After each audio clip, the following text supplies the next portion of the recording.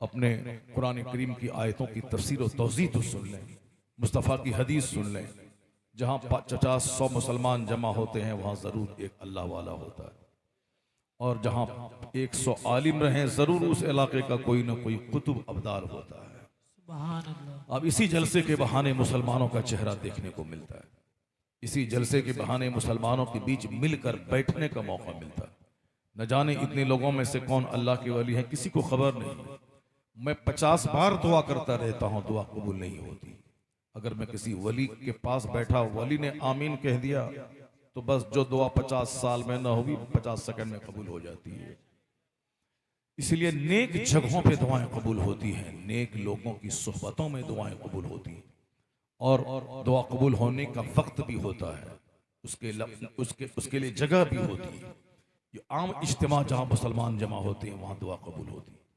इसलिए इस तरह की महफिलों में दुआओं का ज्यादा एहतमाम करना चाहिए।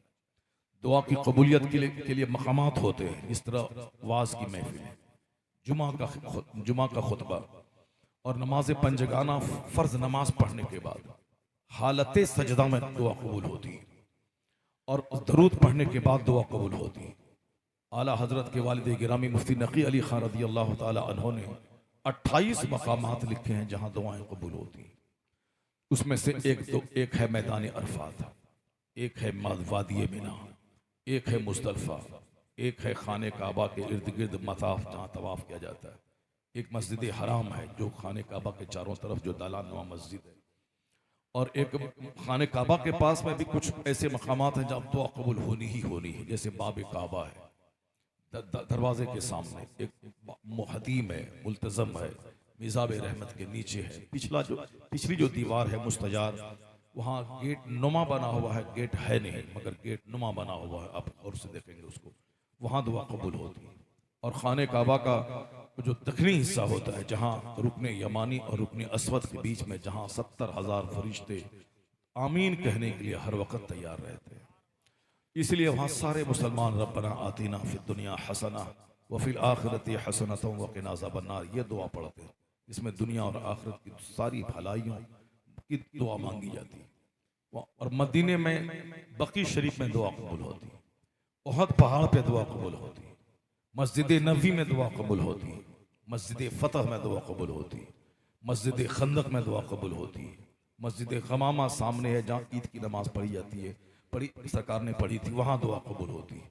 और रोज़े रसूल पे दुआ कबूल नहीं होगी तो फिर कहाँ होगी? होते कहाँ खलीलो बिना काबाओ में ना, लौलाक वाले साहिबी ये सब तुम्हारे घर की है।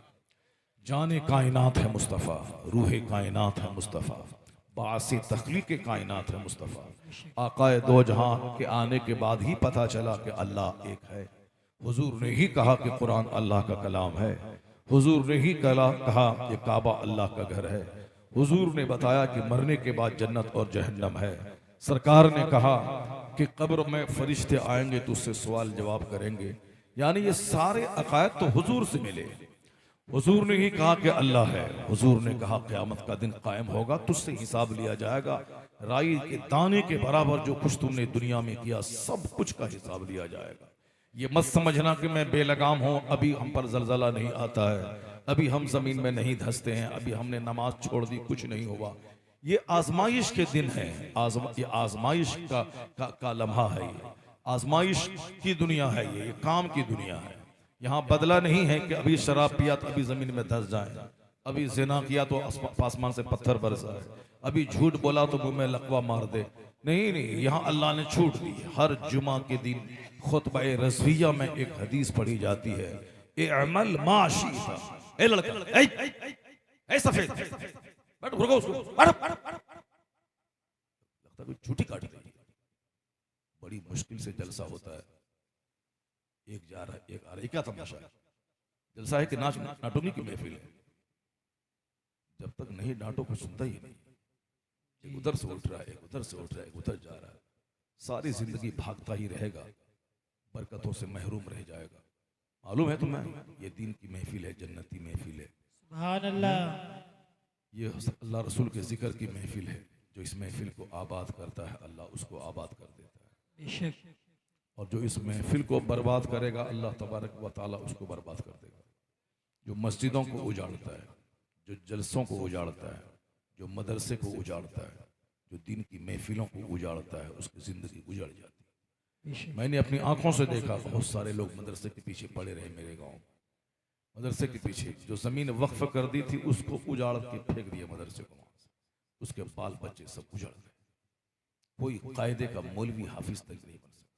और गरीबों के बच्चे, गरीबों के लोग जो आलिमों का हाथ चूमते, आलिमों के पास आके बैठते थे, जिनकी जमीन नहीं थी, मजदूरी करते थे, आज उनके बेटे हाफिज, कारी, आलिम सब बन गए। सुभान और अल्लाह। सब साहब शानदार घर, शानदार मकान, शानदार गाड़ियां सब चला रहे हैं। तो आलिमों की बेइज्जती से उनके खानदान में कोई आलिम नहीं पैदा होगा, और आलिमों की कद्र मंजिलत करने से उसके खानदान, उसके बाल बच्चों में अल्लाह ताला अहले इल्म पैदा कर देगा। सुभान अल्लाह। इसलिए ये मजलिस उजाड़ने की चीज नहीं है, उजाड़ना ही था तो फिर तुमने इसका इनेकाद क्यों किया? जलसे में आते हो तो आओ, कायदे से बैठो, पेशाब वगैरह सब करके, वजू करके सब कायदे से जलसे में आओ, सुभान अल्लाह। ताकि 2-4-5 घंटे आराम से बैठ जाएं, वहां से निकलने की फुर्सत न मिले। अगर सोना है तो यहीं सो जाओ, ये जन्नत की क्यारी है, इसी में सो जाओ, यहीं पे सो जाओ। अगर यहाँ सो जाओगे तो भी रहमतों की बारिश तुझ पर होती रहेगी। सुभान अल्लाह। और जब यहाँ से उठ के जाएगा तो बहुत सारा गुनाहों का दाग धो चुका होगा। बेशक। अल्लाह तबारक व तआला हम सबों को दीनी मजलिसों की कदर की तौफीक अता फरमाए। आमीन। जो लोग वहाँ रास्ते में खड़े वो सब अंदर आ जाएं। जो लोग सड़कों पे घूम रहे हैं वो घूमने वाली जिंदगी मत गुजारें। सारी जिंदगी पेंडुलम की तरह झूलता रहेगा, घूमता रहेगा, न उधर का रहेगा न इधर का रहेगा, ऐसे घूमता रहेगा, कुछ नहीं मिलेगा। बैठ के रहमतों बरकतों को अपने हिस्से में कर ले। अगर रहमतें हिस्से में आ गई तो कई नस्लें तुम्हारी मुस्कुराती रहेंगी। आज जरूरत है हमारे घर में बरकतों के आने की, आज जरूरत है मेरे चेहरे पे मुस्कुराहट के आने की, आज जरूरत है जो दिल वीरान और उजड़ चुका है उस दिल को आबाद करने की, आज जरूरत है जो रिश्तेदारियां हमारी टूट गई हैं उन रिश्तेदारियों को जोड़ने की, आज जरूरत है जो गांव समाज इख्तलाफ, इंतशार और लड़ाई झगड़े की आग में जल रहा है उस आग को बुझाने की जरूरत है। सीने में जो घमंड और गुरूर है कि मैं उससे अच्छा हूं, इस गुरूर को मिटा करके एक दूसरे के सम्मान और इज्जत देने की जरूरत है। आज दिल नहीं लगता घर में, दिल उजड़ा हुआ है, तबीयत नहीं लगती है। हिंदुस्तान में बहुत सारे लोग अभी 1 साल के अंदर में कई हजार इंडियन पलायन करके इंडिया छोड़ करके कोई ऑस्ट्रेलिया चले गए, कोई अमेरिका चले गए, कोई कनाडा चले गए। हम लोग तो अपने गांव को देखते हैं, वजीरगंज को देखते हैं, क्या नाम है इस गांव का? मिर्जागंज। हमारी नजर तो मिर्जागंज पे है, मगर कुछ लोगों की नजर पूरे लखीमपुर इलाके पे है, कुछ लोगों की नजर पूरे लखनऊ बेंच पे है, कुछ लोगों की नजर पूरे उत्तर प्रदेश पे है, कुछ की नजर पूरे हिंदुस्तान पे है, कुछ की नजर सारी दुनिया पे है। जो जहां तक रहते हैं उसी तरह की सोच रहती है। कुछ लोग ये देखते हैं कि जो बीमारी हमारे इस गांव में है वही बीमारी लखनऊ में भी है, वही बीमारी बरेली में भी है, वही बीमारी बंबई में भी है। कहां भागेगा? अपना ये मोहल्ला छोड़ करके लखनऊ जाएगा? लखनऊ में इससे बुरे लोग रहते, हसद करने वाला, जलन करने वाला, दूसरों को नीचा दिखाने वाला, झूठे केस मुकदमे में फंसा करके उसकी दुकान को ठप कर देने वाला, उसके बाल बच्चों की नौकरी छुड़ा देने वाला, अपना सत्तू और पानी बांध कर लखनऊ से बरेली जा करके मेरी बेटी का जो रिश्ता वहां लगता है इंजीनियर से, जो आदमी एक कदम बगैर फायदे के नहीं उठाता, अब वो आदमी मेरे रिश्ते को तोड़वाने के लिए लखनऊ से बरेली जा करके मेरी शिकायत करके मेरी बेटी का रिश्ता तोड़वा के मुस्कुराता है और ताली बजाने लगता है। ऐसे ऐसे लोग समाज में, उसे क्या कहेंगे? आदमी कहेंगे? वो जानवरों से बदतर है जो अपने पड़ोसी की बेटी का रिश्ता तोड़वा देता है। ऐसे लोगों से समाज भरता हुआ जा रहा है। कहां हो तुम? खाली गाड़ी मकान दुकान, साफ इसी में लोग लगे हुए हैं, गाड़ी मकान दुकान। कयामत की निशानी है कि जो नंगा बदन होगा वो ऊंची इमारत में फख्र करेगा, जो बकरी का चराने वाला होगा ऊंची इमारत में फख्र करेगा। नहीं पढ़ी तुमने हदीस जिब्रील? बुखारी शरीफ की सबसे बड़ी हदीस हदीस जिब्रील, जिसमें आया है अनतलदल अमतु रब्बतहा, जब देखना कि बांदियां अपने मालिक को जन्म दे रही हैं तो कयामत का इंतजार कर। इस हदीस की दो तशरीह है। एक है कि माँ अपने पेट से नाफरमान औलाद पैदा करेगी। माँ उस हस्ती का नाम है जिसके सामने बेटा निगाह नीची करके बात करे। बेशक। माँ के पांव के नीचे जन्नत है। माँ से ऊंची जगह ना बैठे, माँ से तल्ख लबो लहजे में बात ना करे, ये बेअदबी है। एक गुलाम की तरह बात करे अपनी माँ से और अपने बाप से। लेकिन आज देखें, एक बेटा जो माँ को पालता है, खिलाता पिलाता है, कपड़े देता है, वो कभी कभी गुस्से में आके आंख दिखा के कहता है, खबरदार ठीक से रहो वरना बहुत बुरा हो जाएगा। ये गुलाम था, आंख नहीं मिलाना था, ये आंख दिखाता है माँ को। यानी ये नौकर है, ये माँ का मालिक बन रहा है। मैं ठीक से रहो वरना खाना पीना सब बंद कर देंगे। तो माँ अपने इस बेटे को नहीं जन्म दिया है, माँ अपने मालिक को जन्म दे रही। जब नाफरमान बेटों की तादाद बढ़ जाए तो क़यामत का इंतजार करना। क़यामत आने वाली, बहुत करीब आने वाली। जब क़यामत करीब आएगी तो गुनाह ज्यादा होगा और जलजला कसरत से होगा। जिस मकान को आदमी 25 साल एड़ी रगड़ के कमाएगा, दिल्ली, पंजाब, बंबई, सऊदी अरब, कतर, दुबई, अमान, दमाम, तबूक में, रियाद में एड़ी रगड़ के 10 साल कमाएगा और एक छोटा सा घर बना लेगा, एक छोटी सी आल्टो खरीद लेगा। उसके बाद हाथ सूखा फकीर भूखा, पैसा ही नहीं, फिर दोबारा लौट के जाएगा दमाम। तो जिंदगी गुजर गई, एक छोटा सा घर बनाया, जलजला का एक हल्का सा झोंका सारे घर को गिरा के उसकी कब्र बना देता है। कितने लाख लोग मर गए तुर्की में, 50,000 की तो सिर्फ अखबारी रिपोर्ट है। कितने लाख लोग मर गए। 25 साल गाढ़ी कमाई से 10 मंजिला मकान बनाया था। उसे क्या खबर थी कि वही मकान उसके लिए कब्र बन जाएगा। उस मकान के मलबे में उसकी लाश सड़ जाएगी, वो लाश मलबे से निकल नहीं पाएगी। जहां वो तड़प तड़प के उसी घर में जान दे देगा जिस घर के लिए उन्होंने नमाज छोड़ करके मकान बनाया था, रोजा छोड़ करके घर बनाया था, हज ना निकाल के घर बनाया था, कितने झूठ बोल के घर बनाया था। ऐसे ही घर नहीं बन जाता है। जहां जहां भी बुलंद इमारतें हैं उनके पीछे करोड़ों झूठ है, उसके पीछे करोड़ों गुनाह है, उसके पीछे फितना है, फसाद है, लंद है, बंद है, फरेब है, दगा है।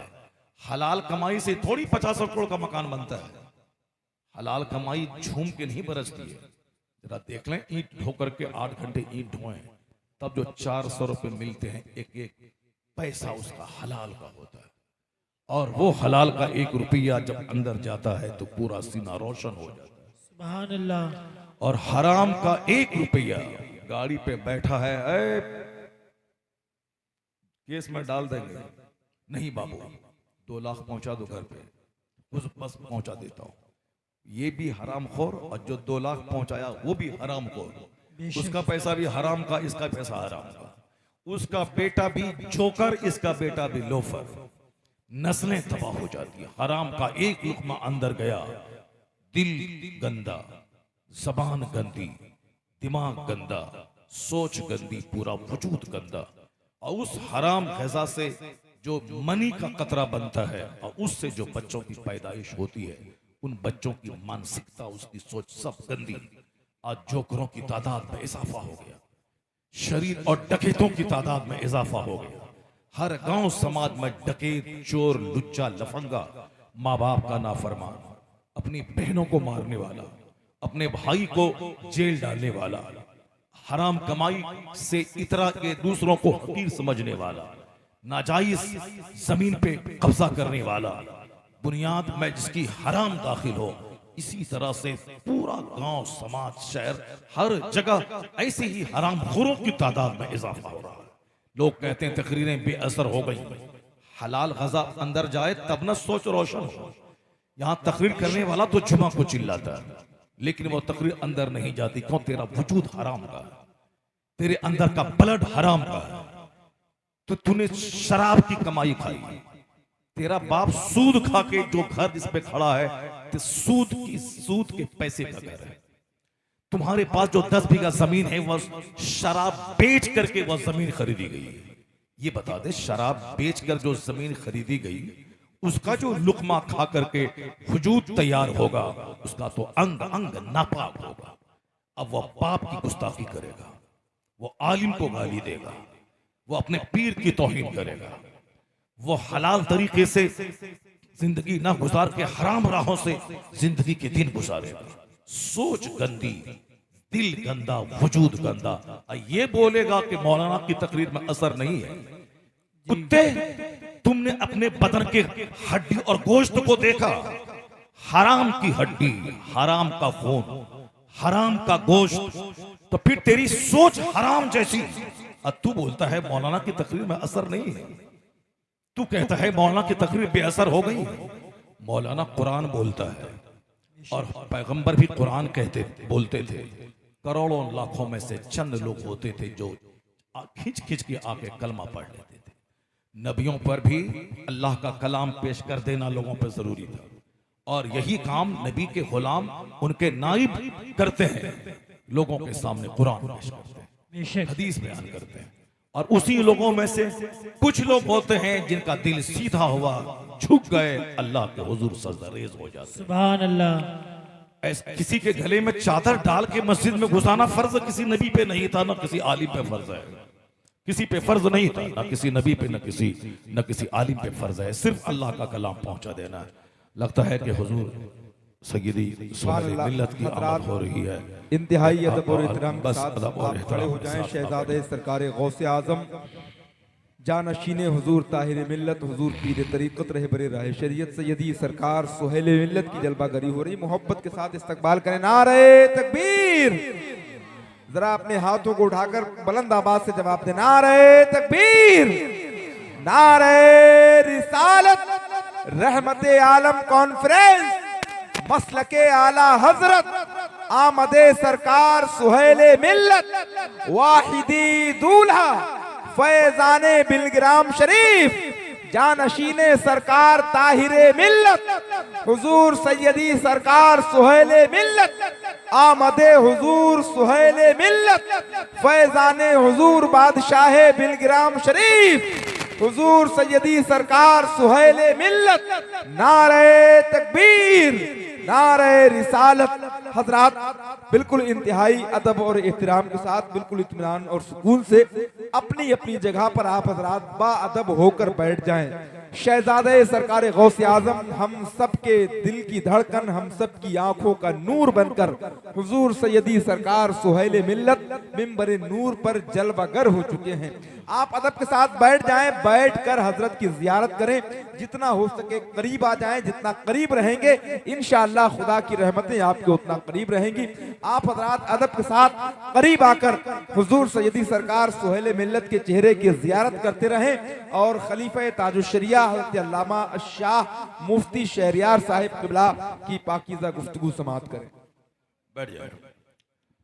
मजलिस के खत्म होने के बाद सारे लोग हुजूर सय्यदी सुहेल मियां साहब क़िबला मददसल्लल्लाहु अलैहि से मुलाकात कर लेंगे। हजरत बैठे रहेंगे, सारे लोग मुसाफा। अभी बैठ जाओ, बैठो अभी सब, बैठ जाओ। बाद में महफिल खत्म होने के बाद, सलाम और दुआ के बाद बैठ जाइए। अब गौर से सुने गुफ्तगू थोड़ी देर, उसके बाद हजरत आपके सामने रहेंगे। जिन लोगों ने अब तक किसी सही पीरो मुर्शिद से अब तक बैत नहीं की है, वो हुजूर सुहेल मिल्लत के हाथों हाथ देकर अपने ज़िंदगी के चिराग को रोशन करें, अपने दिलों को रोशन करने का सामान मुहैया करें और अपने शेख की गुलामी में दाखिल हो जाएं। मुर्शिद और शेख की निगरानी में जो ज़िंदगी गुजरती है, वो ज़िंदगी नाकामी से महफूज रहती है। दुनिया में भी शेख की रहमतें उनके साथ रहती हैं और मरने के बाद भी शेख की इनायतें उसके साथ रहती हैं, कब्र में, हश्र में, जन्नत में। इसलिए सही पीर का इंतखाब करना चाहिए ताकि हमें सही रास्ता दिखलाए।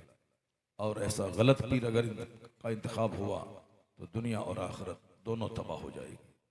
सुहेल मिल्लत मसलक आला हजरत के नकीब और पासबान का नाम है, और इस वक्त में पूरी दुनिया में सही रास्ते पे चलने के लिए एक ही मसलक है, मसलक आला हजरत। चूंकि किसी भी दूसरे रास्ते को आप चुनेंगे तो वहां बहुत सारे रिस्ट्रिक्शंस हैं, रुकावटें हैं, ओबड़ खाबड़ है, इफरात और तफरीत है। जो इससे हटते हैं दुश्मनी में या तो राफिजी और हसद में या तो राफिजी बन जाते हैं, या दुश्मनी में वो खारिजी नजदी वहाबी देवबंदी बन जाते हैं। खतरा रहता है इनसे जलने वाला या तो गुस्ताखे रसूल को काफिर कहना छोड़ देता है, वो उनके ग्रुप में चला जाता है, या इस मसलक से चिढ़ने वाला वो सहाबा का गुस्ताख बन के मौला अली की मोहब्बत में सहाबा की तौहीन करके राफिजियों की झोली में चला जाता है। ये बीच का रास्ता है, तेरे गुलामों का नक्श कदम है राह खुदा, ये वो सुराग है, ये वो क्या बहक सके जो ये सुराग लेके चले। जहाँ अल्लाह की ताज़ीम, मुस्तफ़ा की ताज़ीम, अहले बैत की ताज़ीम, सहाबा की ताज़ीम, इमाम की ताज़ीम और गौस ख्वाजा की ताज़ीम, सिर्फ ताज़ीम ही ताज़ीम है। अल्लाह रब्बुल इज़्ज़त को कैसे माना है, हुजूर को कैसे माना है, सहाबा को कैसे माना है, वो सब बातें वजाहत के साथ मसलक के आला हज़रत में बयान कर दी गई है। अगर कोई बोले कि मैं अल्लाह को एक मानता हूँ, दूसरा सवाल होगा मुस्तफ़ा के बारे में क्या कहता है। वो बोलेगा मैं नबी को लाजवाब मानता हूँ, फिर सवाल होगा इल्म गैब के बारे में क्या कहना है। वो बोलेगा इल्म गैब मैं मानता हूँ कि हुजूर को अल्लाह ने इल्म गैब दिया, तो फिर सवाल होगा इख्तियारात के बारे में क्या कहता है। सवाल होगा कि हुजूर को साहिब इख्तियार मानता हूँ, फिर सवाल होगा सहाबे कराम के बारे में क्या कहता है। बोलेगा मैं इज्जत करता हूँ, फिर सवाल होगा अहले बैत के बारे में क्या कहता है। क्योंकि कुछ लोग सहाबा को मानते हैं, अहले बैत की तौहीन करते हैं, कुछ लोग अहले बैत की इज्जत करते हैं, सहाबा को गाली देते हैं। तो अब एतराज पे एतराज पैदा होता जाएगा। लेकिन कंप्लीट मोमिन का कोई एक ऐसा जुमला हो, सेंटेंस, जिसके बोलने के बाद पता चल जाए कि ये आदमी न सहाबा का गुस्ताख है, न अहले बैत का गुस्ताख है, न गौसो ख्वाजा का गुस्ताख है, न रसूल पाक का गुस्ताख है, परफेक्ट मोमिन है ये। एक जुमला बता दे, कोई बोलेगा मैं मुसलमान हूँ, तो मुसलमान तो वो लोग भी कहते हैं। फिर सवाल दूसरा होगा मैं अहले बैत और सहाबा से मोहब्बत करता हूँ, फिर सवाल होगा कि गौस के बारे में क्या कहता है। क्योंकि कुछ लोग इमाम आजम को मानते हैं, गौस आजम की तौहीन करते हैं, और कुछ लोग गरीब नवाज को गौस आजम से बड़ा मानते हैं। यानी फतूर पैदा होता जा रहा है, ज़बाना दुनिया क़यामत के करीब जाती जा रही है। वैसे ही तरह तरह की उल्टी सीधी सोच पैदा होती जा रही है। इस दौर में एक लफ्ज़ है जिसके आगे कोई सवाल नहीं होगा कि हुजूर के बारे में क्या, सहाबा के बारे में क्या, अहले बैत के बारे में क्या, इमाम आजम के बारे में क्या, गरीब नवाज के बारे में आगे कोई सवाल नहीं। सिर्फ एक जुमला है, मसलके आला हज़रत जिंदाबाद। कोई बोल दे कि मैं मसलके आला हज़रत के मानने वाला हूँ, अब सवाल दूसरा होगा ही नहीं कि अल्लाह ताला के बारे में क्या अकीदा है, हुजूर के बारे में क्या अकीदा है, सहाबा के बारे में क्या अकीदा है, अहले बैत के बारे में क्या अकीदा है, गौसो ख्वाजा के बारे में क्या अकीदा है। जो परफेक्ट अकीदा है उसी की तर्जमानी का नाम है मसलके आला। सुभान अल्लाह। इससे जो बुग़्ज़ रखेगा जरूर कहीं ना कोई उसकी चोरी पकड़ी जाएगी। या तो अहले बैत की मोहब्बत में जलेगा, हुसैन हुसैन अली अली करेगा, तो कहीं जरूर कभी ना कभी वो हजरत सिद्दीक़ अकबर को गाली देता नजर आएगा, कभी जरूर अमीर मुआविया रज़ी अल्लाह तआला अन्हु को गाली देता नजर आएगा, क्योंकि उसके दिल का चोर पकड़ा जाता है। मसलके आला हजरत का फॉलोवर न कभी मौला अली से बुग़्ज़ रखेगा, न कभी हजरत अमीर मुआविया से बुग़्ज़ रखेगा। अमीर मुआविया की ताज़ीम बहैसियत सहाबी और मौला अली की ताज़ीम बहैसियत सहाबी, बहैसियत खलीफतुल मुस्लिमीन, बहैसियत दामाद रसूल, बहैसियत हसनैन करीमैन के वालिद गिरामी, बहैसियत बाब फज़लो विलायत पे लाखों सलाम। यानी ताज़ीम उनकी भी और उनकी भी। ये कौन सिखाता है? ये मसलके आला हजरत सिखाता है। सुभान अल्लाह तबारक व तआला हमको और आपको सबों को मसलके आला हजरत पर आखिर दम तक कायम रहने की तौफीक अता फरमाए। आमीन। मेरी गुफ्तगू चल रही थी, सोच आज लोगों की टेढ़ी हो गई, उसमें हराम गज़ाओं का बहुत बड़ा दखल है। बदन में आग लगी है। बहुत सारी औरतें हमारी थी जो जवानी के दिनों में बेवा हो गई, उनकी शादी दूसरी नहीं हुई, 80 साल में उसकी वफात हुई, लेकिन पूरी जिंदगी नेकियों से इबारत है, पूरी जिंदगी तकवा और तहारत से इबारत हो गई। पटना अजीमाबाद की एक खातून जवानी में बेवा हो गई, दूसरी शादी नहीं करी, उन्होंने अपने आप को घर में मुक़य्यद कर दिया। न अजनबी मर्दों का चेहरा वो देखती थी, न अजनबी मर्दों से बात करती थी, अपनी इज्जत की हिफाजत, शादी नहीं करी उन्होंने, दिन रोजा रखने में, रात तिलावत और नमाज में वो गुजारती थी। एक लंबा अरसा शौहर की गैर मौजूदगी में लंबा अरसा गुजारना बहुत मुश्किल काम होता है। ये नेचुरल सिस्टम है। खाने पीने सोने और जो ख्वाहिशात तबई हैं वो हर इंसान में दाखिल है। उसकी मुखालफत कोई करेगा वो नहीं रह पाएगा दुनिया में। जिस तरह खाने की ख्वाहिश है, अगर कोई बोलेगा मैं भूखा दुनिया में जिंदा रह जाऊंगा, नहीं रह पाएगा। खाना एक हाजत तबई में दाखिल है। सोना हमारी जरूरत है। कोई बोले मैं नहीं सोऊंगा मैं जिंदा रह जाऊंगा, नहीं होगा। पानी पीना ये हमारी जरूरत है। कोई बोले मैं बगैर पानी पिए मैं जिंदा रह जाऊंगा, ऐसा नहीं है, यहाँ नहीं रह पाएगा। उसी तरह खाना दाना पानी जिस तरह जरूरत है, उसी तरह एक जरूरत है। अगर मैं मर्द हूं तो मेरी एक जरूरत है। मेरे बाप अगर शादी नहीं करते तो मैं पैदा नहीं होता। मेरे दादा अगर शादी नहीं करते तो मेरे बाप पैदा ना होते। गौसे आजम के वालिद गिरामी सैयद अबू सालेह जंगी दोस्त अगर शादी नहीं करते तो गौसे आजम कहां से पैदा होते। ख्वाजा गरीब नवाज के वालिद सैयद गियासुद्दीन रज़ी अल्लाह तआला अन्हु शादी नहीं करते तो गरीब नवाज कहां से पैदा होते। आला हजरत के वालिद मुफ्ती नकी अली खान रज़ी अल्लाह तआला अन्हु शादी नहीं करते तो आला हजरत कहां से पैदा होते। ये एक नेचुरल सिस्टम है। अल्लाह ने मर्द को पैदा किया है और औरतों को पैदा किया है। मर्द के लिए औरतों में कशिश अल्लाह ने रख दी है और औरतों के लिए अल्लाह ने मर्दों में कशिश रख दी है। अगर इसको इस्लाम से हट के दोनों अपने तबीयत का इस्तेमाल करे तो वहीं जराइम पैदा होंगे, वहां जिनाकारी का इजहार होगा। समाज एक दूसरे से कट के मर जाएगा और एक खूबसूरत औरत पे 10 आदमी हाथ दौड़ाएगा और जंग होगी, कत्लो क़िताल होगा, दुनिया में आग से भर जाएगी।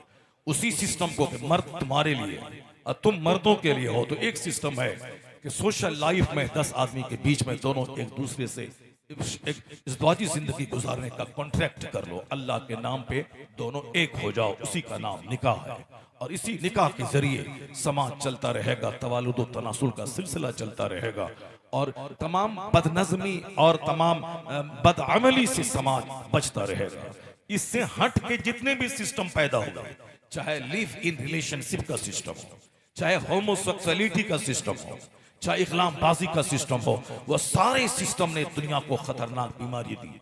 वो सारे सिस्टम ने एक डेंजरस निजाम समाज को दिया। अगर मर्द मर्द से निकाह करें तो समाज में आग लगेगी, जमीन में जलजला पैदा होगा। जिस तरह मगरिब के लोगों ने कहा कि नहीं भी आदमी आजाद पैदा हुआ है, वो जिस तरह जीना चाहे जिए, मर्द मर्दों से शादी करना चाहे करे, वो आदमी की शक्ल में भेड़िया और जानवर है जो नेचुरल सिस्टम के खिलाफ काम करने को जज ने एक कानूनी आजादी अता कर दी। उसी तरह हिंदुस्तान में कुछ तबका है जहाँ के औरतों के होमोसेक्सुअलिटी या हमजिन्स परस्ती को फरोग देने के लिए सड़कों पे बाज़ाब्ता उसके लिए प्रोटेस्ट होता है, डिमांड होता है कि हमें आज़ादी दिए जाए। कुछ ममालिक में आज़ादी है। ये बताएं कि औरतें औरतों से शादी करेंगी तो बच्चा कहाँ से पैदा होगा और फिर ये इंसान की आबादी कैसे चलेगी। लेकिन एंटी नेचुरल सिस्टम करने की वजह से दुनिया को एड्स का मुंह देखना पड़ा। एंटी नेचुरल सिस्टम पर अमल करने की वजह से दुनिया को कैंसर का मर्ज देखना पड़ा और आज खतरनाक ढंग से पूरी दुनिया में आज किडनी का मर्ज बढ़ता चला जा रहा है। हिंदुस्तान में तो कम, अमेरिका और यूरोप में बहुत ज्यादा है। खिलाफ फितरत काम के नताइज इस तरह की खतरनाक बीमारियों की सूरत में आ रहे हैं। मजहब इस्लाम जहां जन्नत की बात करता है, वही मजहब इस्लाम अच्छी सेहत की बात करता है। जहां मजहब इस्लाम नमाज रोजे हज और ज़कात का पैगाम देता है, वही नमाज और रोजे की सूरत में शानदार हिफ्ज़ाने सेहत का पैगाम देता है। इस्लाम ये नहीं कहता कि पहाड़ की गुफाओं में चढ़ जा और वहां पूजा अर्चना कर नफ्स को मारता रहा। नहीं, जो नफ्स को मारने वाला है उससे बेहतर वो है जो शादी करता हो, 10 बच्चे पैदा करता हो और खेत खलियान में जाके मजदूरी करके अपनी बीवी को भी पालता हो, अपने बच्चों को भी पालता हो। रात भर का 1000 सजदा एक तरफ, हलाल रोजी का एक लुकमा बाल बच्चों को खिलाने के लिए मेहनत करना एक तरफ। सुभान अल्लाह। नारे तकबीर, नारे रिसालत। मजहब इस्लाम दीन फितरत का नाम है। मजहब इस्लाम नेचुरल मजहब का नाम है। ये नहीं बोलता है कि अपने ख्वाहिशात को मार के पहाड़ों की गुफाओं पे चला जाओ।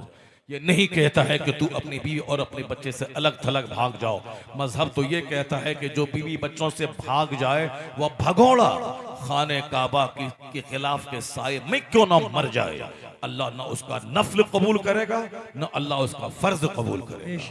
यही वो डर हदीस पाक में जो हमको दिखलाया गया है, जो सोशल सिस्टम को चरबनाने से बचाता है। वह ना शौहर बीवी से आज तंग है, बीवी अपने शौहरों से तंग है, शौहर अच्छा नहीं मिला, बीवी अच्छी नहीं मिली, हर आदमी को शिकायत है, लेकिन एडजस्टमेंट हो रहा है, चल रहा है। क्यों? हुजूर ने एक अच्छी जिंदगी गुजारने का एक शानदार ज़ाब्ता दिया है। आका ने कहा है कि अल्लाह के नाम पे तेरे पास आई है, जो खाओ वो खिलाओ, जो पहनो वह पहनाओ, और उसके साथ हुस्न सुलूक कर। यह टेढ़ी पसली से पैदा हुई है, इसको सीधा करने की कोशिश मत करना। अगर सीधा करना चाहोगे यह टूट जाएगी और टूटना तलाक है। अल्लाह सबद।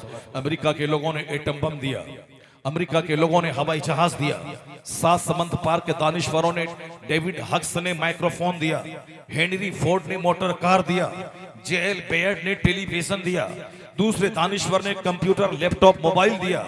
ये सब दिया, लेकिन पुरसुकून जिंदगी गुजारने का फॉर्मूला किसी साइंटिस्ट ने नहीं दिया, किसी फिलोसोफर ने नहीं दिया। अगर अच्छी जिंदगी गुजारने का फॉर्मूला किसी ने दिया तो मोहम्मद अरबी की ज़ात गिरामी ने दिया। सुभान अल्लाह। इसलिए आला हजरत की जबान में न कोई फिलोसोफर बड़ा है, न कोई डॉक्टर बड़ा, न कोई इंजीनियर बड़ा है, न कोई प्रोफेसर बड़ा, न कोई साइकोलॉजिस्ट बड़ा है, न कोई फिजिशियन बड़ा, न कोई सर्जन बड़ा है, न कोई पॉलिटिशियन बड़ा।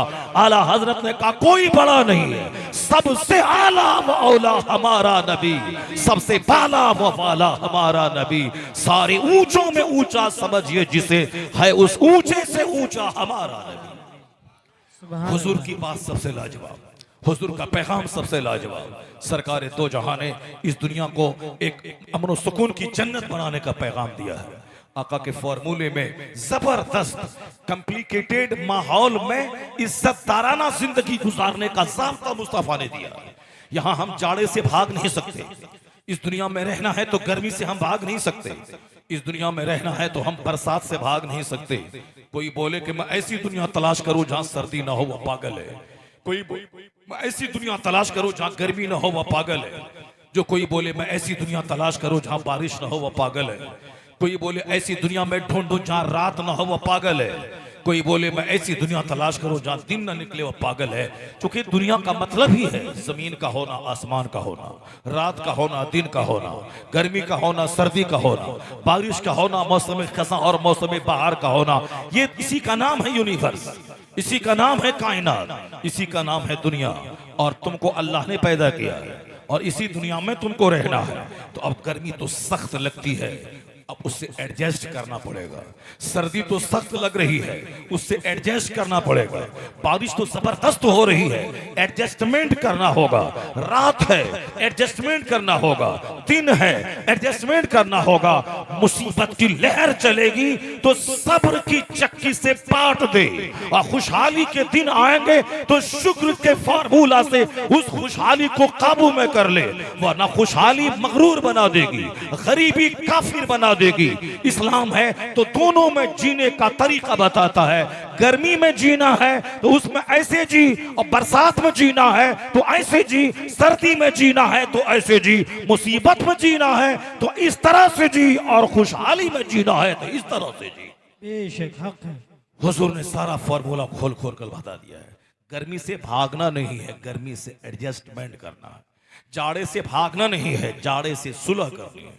जाड़े से बचने के लिए आग का सहारा लेना है, जाड़े से बचने के लिए बंद कमरे का सहारा लेना है, जाड़े से बचने के लिए गर्म कपड़ों का सहारा लेना है। भागना नहीं है, गर्म कपड़े पहनकर जाड़ों की आंखों में आंखें डालकर खेत में भी काम करना है, गाड़ी भी ड्राइव करनी है, प्लेन का सफर भी करना है, कार भी चलानी है, बाइक भी चलाना है।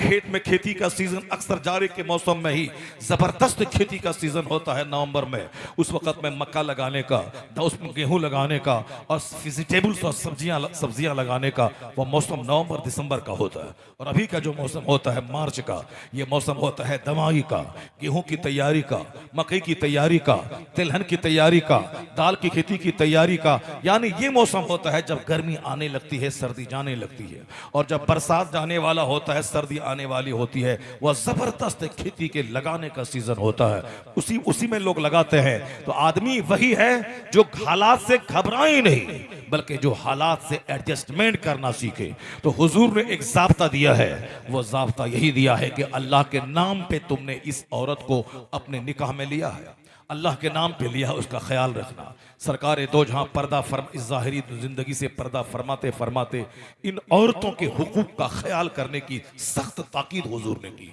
सरकार दो जहां हज्जतुल वदा आखिरी हज के मौके पर जो सरकार ने ज़ाब्ते दिए हैं, उसमें हुजूर ने बांदी और गुलाम और औरतों का खास ख्याल रखने का हुक्म दिया। ये अल्लाह के नाम पे तेरे पास आती है, ये अपने बाप का घर छोड़ के आई है, ये अपनी माँ अपने भाई बहन सबको छोड़ के आई है। मैं बिहार के रहने वाला, मैंने शादी कर ली घोसी उत्तर प्रदेश में। अब घोसी की जमीन से पैदा होने वाली, अब वो बिहार चली गई। बाप उनका घोसी में है, वो तन्हा बिहार में है। माँ उनकी घोसी में है, वो तन्हा बिहार में है। उनके भाई बहन घोसी में, वो तन्हा बिहार में है। जहां बचपन उसके गुजरे वो गलियां घोसी में है, अब वो बिहार में है। जिस समाज में वो रही, जहां शादी ब्याह खतना अकीका के प्रोग्राम में अटेंड करी, वो सब मोहल्ले में है। अब वो अकेली वहां है। किसको देखकर वो रहती है? एक शौहर को देखकर रहती है, शौहर का चेहरा देखकर। इसलिए इस्लाम ने कहा तेरे लिए वो सब कुछ छोड़ के आ गई है, माँ बाप भाई बहन समाज संसार छोड़ के आ गई है। उसके साथ हुस्न सलूक करना। ये कमजोर है, औरत है, मर्द की तरह ताकतवर नहीं है, उसका ख्याल रखना। ये तुम नानो नफ्ता तुमको देना है, महर की रकम भी तुझको देना है, उसके लिए अच्छा घर देना है, जो खाओ वो खिलाओ, जो पहनो वो से पहनाओ। और फिर एक बात याद रखना, ये टेढ़ी पसली से पैदा हुई है, सीधा करने की कोशिश मत करना। ये मत समझना कि मैं शौहर हूं, मैं जैसे तुझको रखना चाहता हूं रहना पड़ेगा, नहीं तो भागो यहां से। ऐसा नहीं होता है, मैं जैसे रखना चाहता हूं रहो वरना भागो यहां से, नहीं होगा। वो औरत है, टेढ़ी पसली से पैदा हुई है, उसमें जिद है, उसमें जिद है, तो उसको उसी हालत में रहने दे। सीधा करना चाहोगे तो टूट जाएगी, टूटना तलाक है। औरतों में ज्यादा बोलने की आदत है, इससे तुमको तकलीफ होती है, लेकिन ज्यादा बोलने की आदत को सब्र करना होगा। निगेटिव पहलू नहीं, उसका पॉजिटिव पहलू देखना होगा। अगर औरतें ज्यादा नहीं बोलेंगी तो तेरे सारे बच्चे गूंगे हो जाएंगे। हमारे बच्चे जो पैदा होते हैं, मैं उसे बोलना कहां सिखाता हूं? मैं तो सुबह निकला काम पे चला गया, मैं नौकरी करने स्कूल गया, मैं बिजनेस करने दुकान में गया, मैं खेती बाड़ी करने खेत खलियान में गया, मैं राजनीति करने के लिए फील्ड में मैं असेंबली हाउस और पार्लियामेंट गया। इस छोटे बच्चे जिसको मैंने जन्म दिया है, उसको बोलना कौन सिखाता है? पहले दिन से लेकर के बालिग होने तक कौन उसके पीछे परवरिश का किसका हाथ रहता है? ये माँ है। जिस दिन बच्चा पैदा होता है उस दिन माँ उससे बात करती है, उससे वो बात करती है। वो तहत शऊर में बच्चा माँ के सारे जुमले को यहाँ स्टोर कर लेता है, और जब 1.5-2 साल के बाद बच्चा फर्राटे से बोलने लगता है तो माँ के वही जुमले जो पहले दिन से वो सुने थे, वो जुमले यहाँ से निकल करके जबान के रास्ते से वो सामने उतरते हैं। जिसकी माँ फसी होती है, अच्छी उर्दू बोलती है, उसका बच्चा बगैर ग्रामर बगैर किताब पढ़े अच्छी उर्दू बोलता है। जिसकी माँ की जबान मीठी होती है, उसके बच्चे की जबान मीठी होती है। जिस माँ की जबान फूहड़ होती है, उसके बच्चे की जबान भी वैसी होती, चूंकि माँ की जबान जिस दिन से बच्चा पैदा हुआ उसी दिन से माँ की जबान को बच्चा स्टोर करता है। ये बच्चा जिसको पैदा हुआ उसको जंगल में छोड़ दे, वहां जंगल में शेर है और भालू है, तो बच्चा शेर की बोली बोलेगा। चूंकि बच्चे के दिल दिमाग में जिस तरह की बोली जाएगी उसी तरह की नकल करेगा। उसे जंगल में छोड़ दें, वह शेर की तरह बोलेगा। उसे कुत्तों की झुरमुट में छोड़ दें, कुत्तों और बिल्ली की बोली बोलेगा। ये बच्चे को बोलना सिखाता कौन है? हम तो एक बार दिन में आए, गोद में लिया, एक बार प्यार किया, पेशाब किया तो पकड़ो जी, छोड़ा और निकल गए। 50 बार पेशाब करे, 50 बार उसके कपड़े को धोती है माँ। उसको रात में गीले बिस्तर पे सो के सीने पे सुलाती है माँ। माँ किसको देगी? मुझको मेरी गोद में पेशाब किया तो पकड़ो जी। अब उसकी गोद में पेशाब करेगा बच्चा तो वो किसको कहेगी कि पकड़ो जी? वो खुद उसको झेलती है और बच्चे से बात करती है। ये ज्यादा बोलना भले ही हमारे लिए तकलीफ दे है, मगर मगर एक दूसरा पहलू है, मेरे बच्चों को ये बोलना सिखाती है। सारे बच्चे गूंगे हो जाते अगर औरतें ज्यादा बोलने की सलाहियत नहीं रखती, इसलिए निगेटिव पहलू के वह शौहर को तकलीफ पहुंचाती है। वह तरह तरह की कैंची की तरह जबान चलाती है, तुम्हारी माँ ऐसी, तुम्हारी फूफी ऐसी, तुम्हारा बाप ऐसा, तुम्हारा भाई ऐसा, तुम्हारे पड़ोसी ऐसे, तुम्हारे चाचा ऐसे, तुम्हारी चाची ऐसी, इतनी शिकायत की पोटली लेके बैठ जाती है। थोड़ी सी अक्लमंदी से काम ले ले तो कम से कम शौहर को अच्छे ढंग से खाने दे, शौहर को पंखा झेले, शौहर से मुस्कुरा के बात करे। 8 घंटे हल चला के 8 घंटे दुकान में रह के आया है शौहर, उसको इतनी खुशी दे के 2 लुकमा ज्यादा खा ले। उसका दिमाग जो 8 घंटे दुकान में रहने का था, टेंशन फ्री कर दे, मुस्कुरा के अच्छी बात करके। मगर ये इतनी बड़ी बात उसकी इस खोपड़ी में नहीं आने वाली है। इधर खाना देती है, अच्छा शानदार खाना बनाती है, उधर जहां बैठ गई तो शिकायत की पोटली खोलने लगती है। तुम्हारी माँ ऐसी, तुम्हारी फूफी ऐसी, तुम्हारा बाप ऐसा, तुम्हारा चाचा ऐसा, तुम्हारा भांजा ऐसा, तुम्हारा भतीजा ऐसा। अब ये बेचारा मर्द है जो सबको पी जाता है, सह जाता समंदर की तरह। एक साहब बोला, हजरत मेरी भी बड़ी तकलीफ पहुंचाती है। पीर साहब ने बोला, तुम शौहर है या वो शौहर है? कहा हुजूर मैं शौहर हूं। कहा फिर शौहर का मतलब, मर्द का मतलब बादशाह होता है। तो जो बादशाह होता है वह सब कुछ पी जाता है, पीता रहा और घर को खुशी का माहौल बनाता रहा। वरना सीधा करना चाहेगा तो टूट जाएगी, टूटना तलाक है, आग लग जाएगी घर में, उसी हालत में रहने दे। कसरत ज्यादा बोलती है, मेरे बच्चों को गोंगा बनने से बचाती है। वो ज्यादा बोलती है, ज्यादा बोलने की वजह से मैं जब गमगीन और रंजीदा होता हूं, वो मुझको खुशी देने का सामान करती है। मेरे कपड़े धोती है वो, मेरे खाना बनाती है वो, मेरे बच्चों को पालती है वो, मेरे घर को सुखी बनाती है वो। मैं घर छोड़ के 10 साल तक के लिए गल्फ चला जाऊं, इस घर की हिफाजत करती है। बड़े काम की चीज है। इसलिए हुजूर ने कहा कि अल्लाह के नाम पे तुमने उनकी शर्मगाह को अपने लिए हलाल किया है। जो खा वो उसे खिला, जो पहन उसे पहना। और याद रखना, उसमें तुम तो टेढ़ापन है, उसकी एक आदत बुरी लगे तो दूसरी आदत को सामने लाकर जो अच्छी हो इस पर पर्दा डाल दिया करना। इस कमजोर का ख्याल मुस्तफा ने किया है। कौन बोलता है कि औरतों को पढ़ाओ और बढ़ाओ, बेटियां बचाओ, बेटियां पढ़ाओ, बेटियां बढ़ाओ, किसका नारा है? तो इस जमाने में तो हर बाप बेटी से प्यार करता है और हर बाप अपनी बेटी की पैदाइश के बाद खुशियां मनाता है, उसे गाड़ता नहीं है जमीन में। तो फिर अभी बेटियां बचाने की बात क्या कर रहा है? कुछ जलील किस्म के लोग हैं जो हमल का पता लगाकर मां के पेट में ही एबॉर्शन करवा देते हैं। ऐसे कुत्तों की तादाद भी है, मगर 2-4% ऐसे लोग हैं। मेजॉरिटी बच्चियों से प्यार करने वालों की, बच्चियों की पैदाइश पे खुशियां मनाने की है। जब बच्चियों की पैदाइश पे खुशियां मनाई जा रही है तो फिर कौन सा नारा है? बेटियां बचाइए, बेटियां पढ़ाइए। आज गांव का देहाती, शहर का शहरी सब बेटी को पढ़ाना चाहता है। सारे लोग पढ़ा रहे हैं, सारे लोग पढ़ा रहे हैं। फिर अभी बेटियां पढ़ेंगी, बेटियां बढ़ेंगी, ये नारा अजूबा नहीं है। नारा अजूबा वो था जो 1400 साल पहले दिया गया, जब बाप अपनी बेटी को कातिल हो चुका था, जब बाप अपनी बेटी को जिंदा दफन करता था, जब औरतें बेवा हो गई, लौट के बाप के पास आ गई, बाप उसको डाइन कह करके जीने का हक छीन लिया था। तो उस वक्त जब बेटियों पे बाप जालिम बन चुका था, बेटियों को दफनाया जा रहा था, उस वक्त नारा किसने दिया कि बेटियां मारी नहीं जाएंगी, बेटियां बचाई जाएंगी। बेटियां मारने की चीज नहीं है, बचाने की चीज है। कयामत तक अगर बेटियां आज बच रही है, मारी नहीं जा रही है, तो एहसान मोहम्मद अरबी रहमते दो आलम का है, जिसने कहा कि बेटियां मारी नहीं जाएंगी, बेटियां बचाई जाएंगी। जिस घर में बेटी पैदा होती है अपने साथ रहमतों का भंडार लेके आती है। सुभान अल्लाह। ये नारा मोहम्मद अरबी रहमत दो आलम अलैहिस्सलाम का है। जिस वक्त बाप ही बेटी को जिंदा दफन करता था, कौन बचाने की बात करता? अभी शौहर तलाक दे दिया, बाप के पास लौट के आ गई, बीवी का शौहर मर गया, बेवा होके बच्ची बाप के पास आ गई, तो अब बाप ही अगर बेटी को मारने लगे तो कौन बचाएगा? आज तो शौहर मार दिया, शौहर छोड़ के भाग गया, बाप के पास शरण ले रही है, और शौहर मर गया, बाप के पास शरण ले रही है। लेकिन जब बाप ही उसको बेसहारा कर करता हो, उस वक्त कौन उसे सहारा देगा?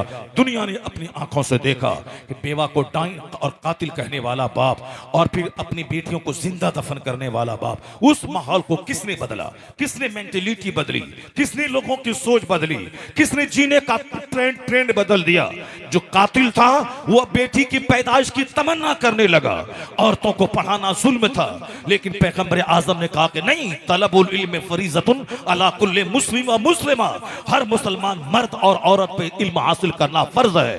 औरतें पढ़ेंगी तो औरतें बचेंगी, औरतें पढ़ेंगी, औरतें बढ़ेंगी। ये नारा किसी दूसरे का नहीं है, ये नारा अगर है तो रहमते दो आलम मुस्तफा जाने रहमत का नारा है। दुनिया में जहां भी अच्छाइयां हैं और जहां भी गुडनेस है, जहां भी विशेषताएं हैं, कहीं ना कहीं उसका तार मोहम्मद अरबी के फरमान से जरूर जुड़ा होता है। जहां भी अच्छाइयां, ये मत बोलें कि फिल्म में ये बात अच्छी थी, फला नेता ने अच्छी बात कह दी, फला टीचर ने बड़ी अच्छी बात कह दी, फला प्रोफेसर ने अच्छी बात कह दी, फला आदमी था वो अगरचे पंडित था अच्छी बात कह दी। अच्छी बात जहां भी है उसका रिश्ता कहीं ना कहीं कुरान और हदीस से जुड़ा हुआ। हमसे वो मुस्तार लिया है, वो हमसे ले लेकर के उनकी जबान से बातें अदा हो रही हैं। अब जरा सुनिए, हुजूर का एक है कहना और एक है प्रैक्टिकल में जन्नती माहौल दे के बता देना। सरकार दो जहां अलैहिस्सलाम के पास एक बीवी नहीं थी, हुजूर के पास 11 बीवियां थी। एक बीवी रखना बहुत आसान है और आजकल वो भी आसान नहीं, बहुत मुश्किल काम है। एक बीवी वाला आज बहुत परेशान है, वो कई महीने घर से बाहर रहता है, क्योंकि इस कदर सर नौचाई होती है अंदर में, सर से लेके पांव तक 5 करोड़ का गहना सोना उसको डाल दे और ये समझ लें कि खुश हो जाएगी, अब मैं जब जाऊंगा मेरे पांव धो के पिएगी, मैं 5 करोड़ का जेवर इसको दे दिया हूं। ऐसा नहीं, 5 खरब रुपए का जेवर दे दें, वो टर रहती हैं, वो बिल्कुल अपने आप में मगन रहती हैं। वो तुम ही क्या देगा, बहुत से लोगों ने दिया है, तुम ही क्या दिया, वो तो उससे भी ज्यादा दे दिया है, तुम क्या देगा, वो तो इतना ज्यादा दे दिया है। यानी कुछ भी कर लें, जेवर दे दें और चाहे कि खुश हो जाए, ऐसा नहीं होता है।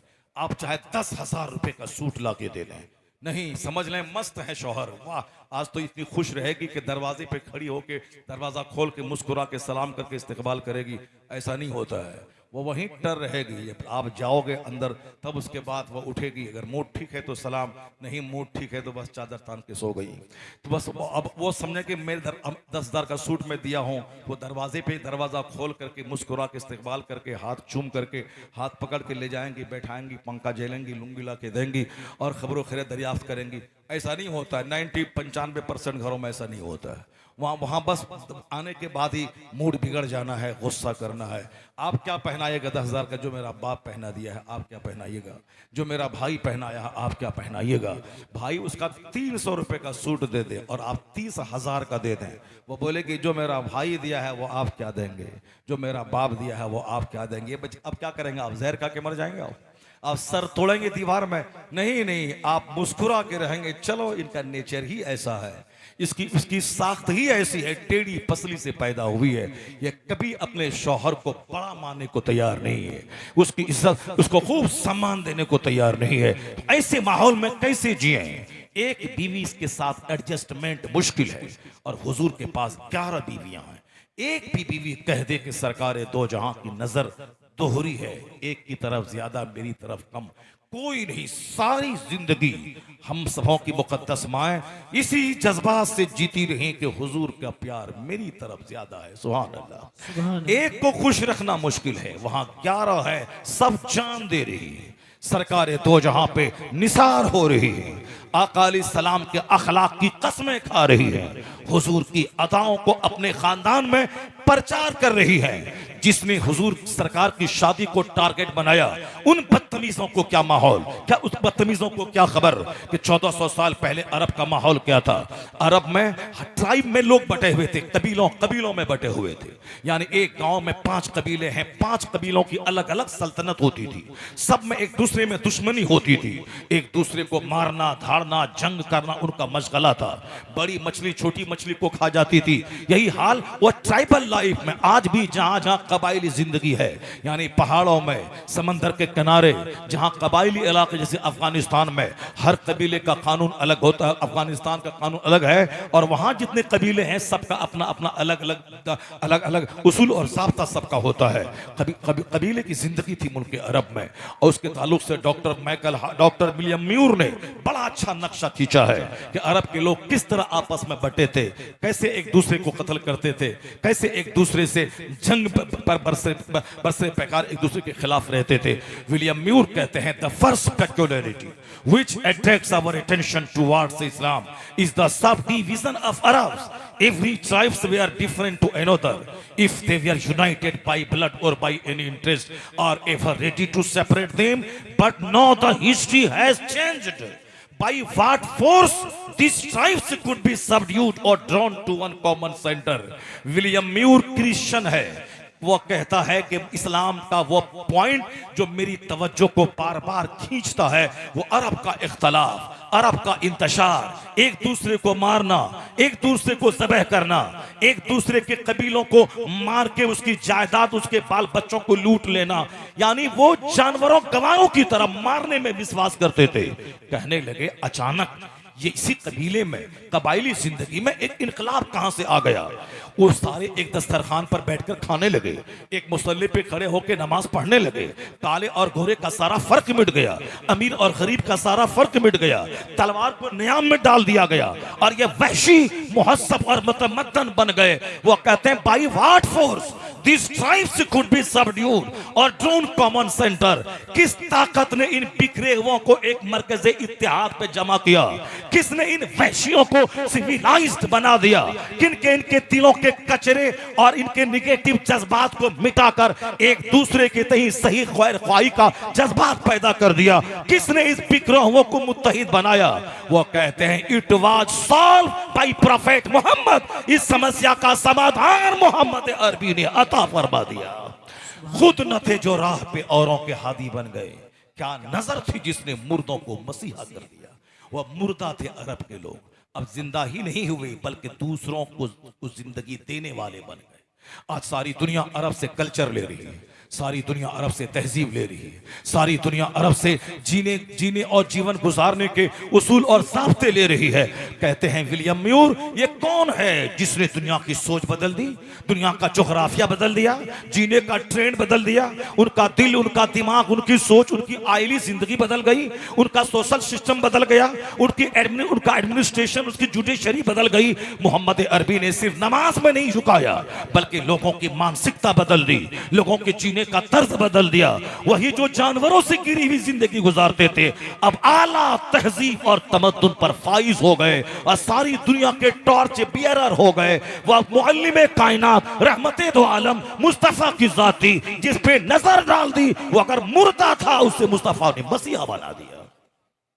अकाल सलाम की जिंदगी, उन्होंने जो इनकलाब पैदा किया वो एक बड़ी सोच, यही सोच भी थी कि किस तरह औरतों के साथ उसने सलूक किए जाए।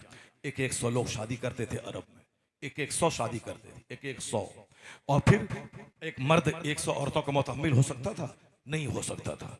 इसलिए नहीं हो सकता था कि मर्द चाहे 1000 ताकतवर रहे मगर 100 औरतों की ख्वाहिशों की तकमील करना इनकी बस की बात नहीं है। एक की तरफ ज्यादा झुकेगा, दूसरों के हक की पामाली होगी। ये सब कुछ हो रहा था अरब में। हुजूर ने 100-200 शादी करने वालों, 1 दर्जन 2 दर्जन करने वालों को कहा खबरदार, ये एंटी नेचुरल सिस्टम है। सरकार ने कहा सिर्फ 4 तक, एक शादी कर, अगर इस्तिताअत है तो 2 कर, 3 कर, 4 कर, एक टाइम में 4 से ज्यादा नहीं। और एक टाइम में एक शौहर वो अगर इंसाफ से काम ले तो 4 बीवी का मेंटेन कर सकता है। अल्लाह ने मर्दों को वो ताकत दी है, वो दिल दिमाग दिया है, अगर ये चाह ले तो 4 का मेंटेन कर सकते हैं, इससे ज्यादा नहीं।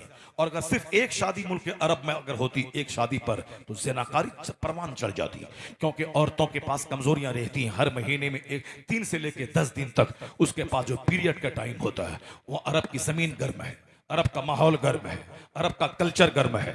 आप हज के मौके से जाएं, 1 महीना रह के देखें, आप खजूर खा के। रमज़ान में जाएं, दिन भर रोज़ा रखें और खजूर खा के इफ्तार करें और सहरी के टाइम में इफ्तार करें। लोगों का बारहा का तजर्बा है कि हिंदुस्तान में रोज़ा रखने के बाद तो आदमी हिलने लगता है, मगर हरमैन तैयबैन जहाँ गर्म हवा 16-16 घंटे का दिन होता है, वहाँ रोज़ा रखने के बाद आदमी ताकतवर और दबंग होकर वहाँ से वापस लौटता है। अल्हम्दुलिल्लाह इस तरह के तजर्बात इस फ़कीर की ज़िंदगी में भी है, मैंने महसूस किया है। आज की तारीख में अरब की आबो हवा गर्म, खजूर वहाँ की ग़िज़ा है। वहाँ बासमती चावल नहीं होता, वहाँ अजवा खजूर होता है। अजवा खजूर जो 7 डेली खा ले, कोई जहर कोई जादू टोना का कोई असर नहीं होगा।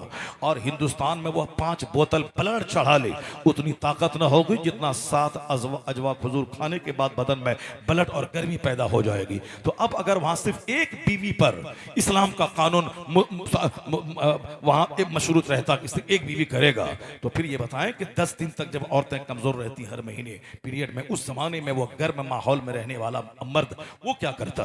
उसे तो ज़िनाकारी का रास्ता इख्तियार करना पड़ता, क्योंकि औरतों के पास उस वक्त में जाना हराम है।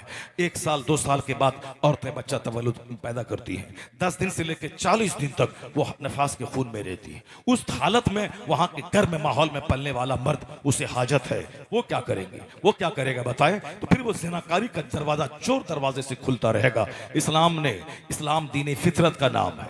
वहां के कल्चर का ख्याल करते हुए इस्लाम ने 4 औरतों से शादी का परमिशन दे दिया, ताकि कहीं से भी जिना चोर दरवाजे से भी दाखिल ना हो सके, निकाह आम हो जाए ताकि जिना दुनिया से मिट जाए। जिनाकारी, जिना का कीड़ा बरकतों को मिटाता है, जिना का कीड़ा आने वाली नस्लों को मिटाता है, जिना का कीड़ा समाज से बरकतों को खत्म करता है, जिना जलजला को लाता है, जिना सुनामी तूफान लाता है, जिना एड्स लाता है, जिना आने वाली नस्लों को बुज़दिल, डरपोक और हिजड़ा बना देता है जिना। इसलिए इस्लाम के नजदीक जिना बहुत मज़मूम फेल है। हदीस में आया है कि जब एक शख्स जिना करता है, अल्लाह रब्बुल इज्जत की गैरत को गवारा नहीं होता कि वो शख्स हालत ईमान में से ना करे। अल्लाह तबारक व तआला अगर हिल्म से काम नहीं ले, उसी वक्त उसको जमीन में धंसा दे, उसी वक्त आसमान से पत्थरों की बारिश कर दे। लेकिन अल्लाह का एक नाम हलीम है, हिल्म वाला है। अल्लाह हिल्म से काम लेता है, यानी अल्लाह फौरी अजाब नहीं देता। अल्लाह हिल्म से काम, जिसको अपनी जबान में कहने सब्र से काम लेता है, तहम्मुल से काम लेता है। अल्लाह तबारक व तआला का नाम हलीम है, वह हिल्म से काम लेता है, इसीलिए फौरी अजाब नहीं देता। वरना इतना खतरनाक काम है जिना करना कि अल्लाह फौरी जमीन में धंसा दे। मिशका शरीफ की हदीस में आया है, जब आदमी जिना करता है, उसका ईमान उनके सीने से निकलकर छतरी और साइबान की तरह उनके सर पे हो जाता है। ईमान उसका निकल के साइबान की तरह सर पे चला जाता है। जब कोई शराब पीता है, अपने दोस्तों के साथ बैठकर बोतल में डाल के लगाता है, जाम कसता है, उस वक्त उसका ईमान सीने से निकल के उसके सर पे चला जाता है। और जब वह उस काम से अलग होता है, तब उसका ईमान फिर उसके सीने में चला जाता है। अगर उस हालत में वह मर जाए जिना करते करते, तो क्या हाल होगा? शराब पीते पीते मर जाए तो क्या हाल होगा? इसलिए एक कौम मुस्लिम अपने आने वाली नस्लों को शराब और जिना से बचाने के लिए सख्त कदम उठाना होगा। और आज काफिरों का देखा देखी यह दोनों खतरनाक बीमारियां मुस्लिम समाज में सरायत कर रही हैं। भले ही तुम्हारे यहाँ ना हो, वरना हिंदुस्तान के 90% खित्तों में मुस्लिम समाज में कसरत से अब शराब पी जा रही है। क्यों? आलिम का अदब नहीं रहा, तकरीर का अदब नहीं रहा, जुमा के खिताब का अदब नहीं रहा। हम सबसे बड़े हैं, ये मौलाना 2000 रुपए कमाने वाला, ये हमको क्या समझाएगा? ये अपने आप में रहे। ये बेअदबी ने मेरे बच्चों को जिनाकार बना दिया, इस बेअदबी ने मेरे बच्चों को शराबी बना दिया। पहले तो काफिर शराब पीते थे, उसका तो कोई मामला ही नहीं है। अब वो जो दुनिया में जैसे चाहे जिए, मरने के बाद तो सीधे जहन्नम की खतरनाक आग में वो जाए। यहाँ अरबों में खेलें, खरबों में खेलें, 50,000 एकड़ जमीन का मालिक बन जाए, या 50,000 फैक्ट्री का ओनर बन जाए, या फिर उसके पास करोड़ों की कारें दौड़े, कुछ भी फर्क नहीं पड़ता। थोड़े दिन ऐश कर लें, 70 साल 80 साल, 70 साल 80 साल 1 सेकंड है अल्लाह के नजदीक। और मरने के बाद जहां का एक दिन 50,000 साल का होगा, वहां इनसे कुछ नहीं पूछा जाएगा कि तुमने ऐसा क्यों किया, वैसा क्यों किया। सीधे फिनारे जहन्नम, मुंह के बल घसीट कर जहन्नम की आग में डाला जाएगा। ये बड़े बड़े शोरमा, बड़े बड़े अरबपति, बड़े बड़े खरबपति, थोड़ा सा सब्र तो कर ले आप। और फिर दुनिया तो खत्म तो होना ही है, दुनिया को तो खत्म उजड़ना ही है, सबको तो मरना ही है। चाहे मैं 1000 मौलाना रहूं, पीर रहूं, कुतुब रहूं, अब्दाल रहूं, ऐसा नहीं कि मुझको नहीं मरना है। सबको मौत का मजा चखना है और सबको कब्र में जाना है, हिसाब किताब देना है। सारे सब लोग मर रहे हैं, मौलाना मर रहे हैं, पीर फकीर मर रहे हैं, काफिर मर रहे हैं, कोई ज़लज़ला में मर रहा है, कोई तूफान में मर रहा है, कोई शादी की महफिल में नाचते नाचते मर रहा है। मरना तो सबको है। ये बता दे, ज़िना करते टाइम में जब ईमान छत की तरह ऊपर में चला जाता है सीने से निकल के, उस हालत में अगर मर जाए तो क्या हाल होगा? शराब पीने की हालत में जब वह ईमान सीने से निकलकर साहिबान की तरह छत पे हो जाता है, उस वक्त अगर मौत आ जाए तो क्या हाल होगा? उस वक्त झूठ और साहब सूद खाते हुए अगर मौत आ जाए, उस वक्त तेरा क्या हाल होगा? और आज 24 घंटे मेरी जिंदगी कैसी गुजर रही है, मेरी जिंदगी के हालात कैसे हैं, सबको मालूम है। नमाज में 10 मिनट और झूठ में पूरे 24 घंटे, आप जिक्र अस्कार तस्बीह में 10 मिनट, फजूल गोई में सारा वक्त गुजर रहा है। बस अखबार पढ़ने में 10 घंटे, कुरान पढ़ने में 2 मिनट भी नहीं गुजर रहे हैं। झूठों की महफिल में बैठता हूं, जलसे में साल में एक बार बैठना पड़ा तो जैसे चूंटी काट रही हो, कुर्सियां खाली हो जाती है। लोगों को नींद बहुत प्यारी है, घर जाना है, साल भर सोया और रोजाना 10 घंटे सोया, पेट नहीं भरा।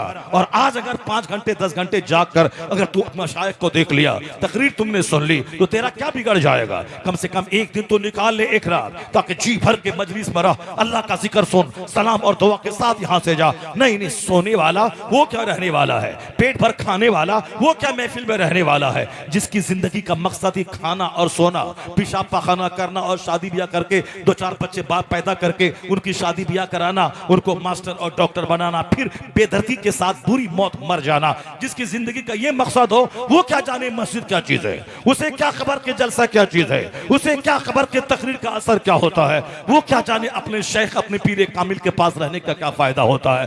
खाना पकाना, खाना खा मर जाना, ये काम जानवर भी करता है। सोना, बच्चा पैदा करना, ये काम जानवर भी करता है। आला हजरत ने लिखा है कि एक परिंदा है, एक चिड़िया है, जो चिड़िया मर्दों के मुकाबले में कई गुना ज्यादा वह सोहबत की ताकत रखती है।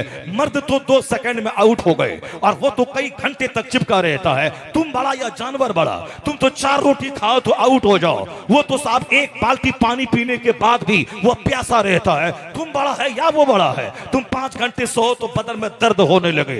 वो तो ख्वाबे खरगोश मशहूर है जानवरों का कि कितने घंटे तक वो सोता है। तो सोने में वो तुमसे आ गए, खाने में वो तुमसे आ गए। तुम 5 रोटी खाओ तो टिकारे आ जाए या लूज मोशन हो जाए। तुम अगर 10 घंटे सो तो बदन में दर्द होने लगे। वह ज्यादा सोता तुमसे है, खाता भी तुमसे ज्यादा है। वह साल में 10 बच्चे पैदा करता है जानवर। जिस तरह आप जानवरों को देख सकते हो, 5 जानवर साल में 10-10 बच्चे पैदा करते हैं। तो बच्चा पैदा करना कमाल नहीं है। मुझसे ज्यादा जानवरों में अगर ये कमाल है तो जानवर में है। ज्यादा खाना कमाल नहीं है, अगर ये कमाल है तो जानवर हमसे आगे है। फिर ये इंसान अशरफुल मखलूकात क्यों है? इंसान अशरफुल मखलूकात इसलिए है कि अल्लाह ने इसको अक्ल सलीम दी है।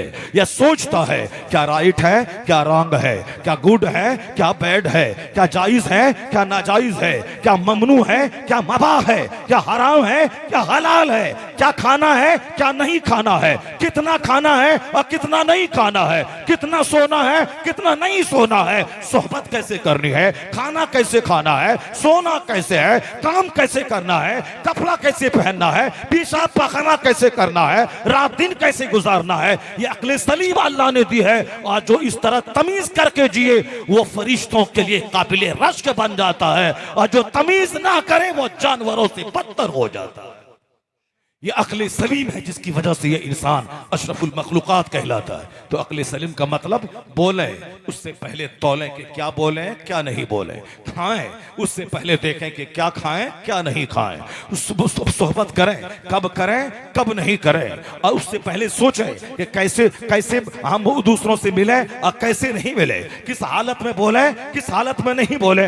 ये तमाम चीजों का फर्क मालूम होना चाहिए। बहैसियत इंसान वो न सिर्फ खाया पिया मर गया और जिस तरह काफिर खाते पीते मकान बनाते मर जाते हैं। ईमान सबसे बड़ी दौलत है। ईमान जिसके पास है 50 खरब का मकान एक तरफ, ईमान एक तरफ, 50,000 एकड़ जमीन एक तरफ, ईमान एक तरफ, अमेरिका का प्रेसिडेंट हिंदुस्तान का प्राइम मिनिस्टर बनना एक तरफ, ईमान रखना एक तरफ। नहीं देखा तुमने अगर अमेरिका का जो बाइडेन तुम्हारे गांव में आ जाए और बोले कि हमारे पास 50,000 करोड़ की कार है वो मैं तुझको दे दूंगा, लेकिन 1 मिनट के लिए तू हमारे तुम्हारे घर में एक बुत है उसको सजदा कर दे। नहीं करेगा पूरा मुसलमान जिसके सीने में ईमान दाखिल है, वह बोलेगा तेरे 50,000 करोड़ की कार पे मैं पखाना कर दूंगा मगर मैं ईमान का सौदा नहीं करूंगा, ईमान का सौदा नहीं करूंगा। वह दौलत अल्लाह ने आपको दी है जो दौलत अमेरिका का प्रेसिडेंट जिससे महरूम है, हिंदुस्तान का प्रधानमंत्री जिससे महरूम है, तुम्हारे उत्तर प्रदेश का सीएम जिससे महरूम है, टाटा बिरला जिंदा मित्तल जिससे महरूम है, तो तुम्हारे गांव का हल जोतने वाला मजदूर अगर ईमान है उससे बड़ा धनवान कोई नहीं है। तो शुक्र अदा करके अल्लाह ने तुझे प्रेसिडेंट नहीं बनाया मगर तुझे साहिबे ईमान बनाया।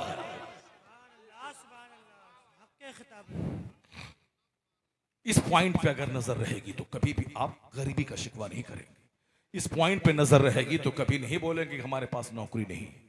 इस पहलू पे नजर रहेगी तो आप कभी नहीं बोलेंगे कि हम तो गरीब है मेरे पास टूटा हुआ घर है। इस पहलू पे अगर नजर रहेगी तो कभी नहीं बोलेंगे कि हम चपरासी भी नहीं है वो प्रधानमंत्री है। क्योंकि ये दुनिया एक पानी के कतरे की तरह बुलबुला है। हदीस में आया है कि तुम में से कोई अपनी उंगली समंदर में दाखिल कर ले, फल यनजुर बिमा तरजा, फिर वो देखे कि यह उंगली कितने पानी को लेके निकली है, एक कतरा पानी। यही हाल दुनिया का है, एक कतरा पानी और आखिरत मिसले समंदर के है। तो कहां समंदर, कहां एक कतरा पानी।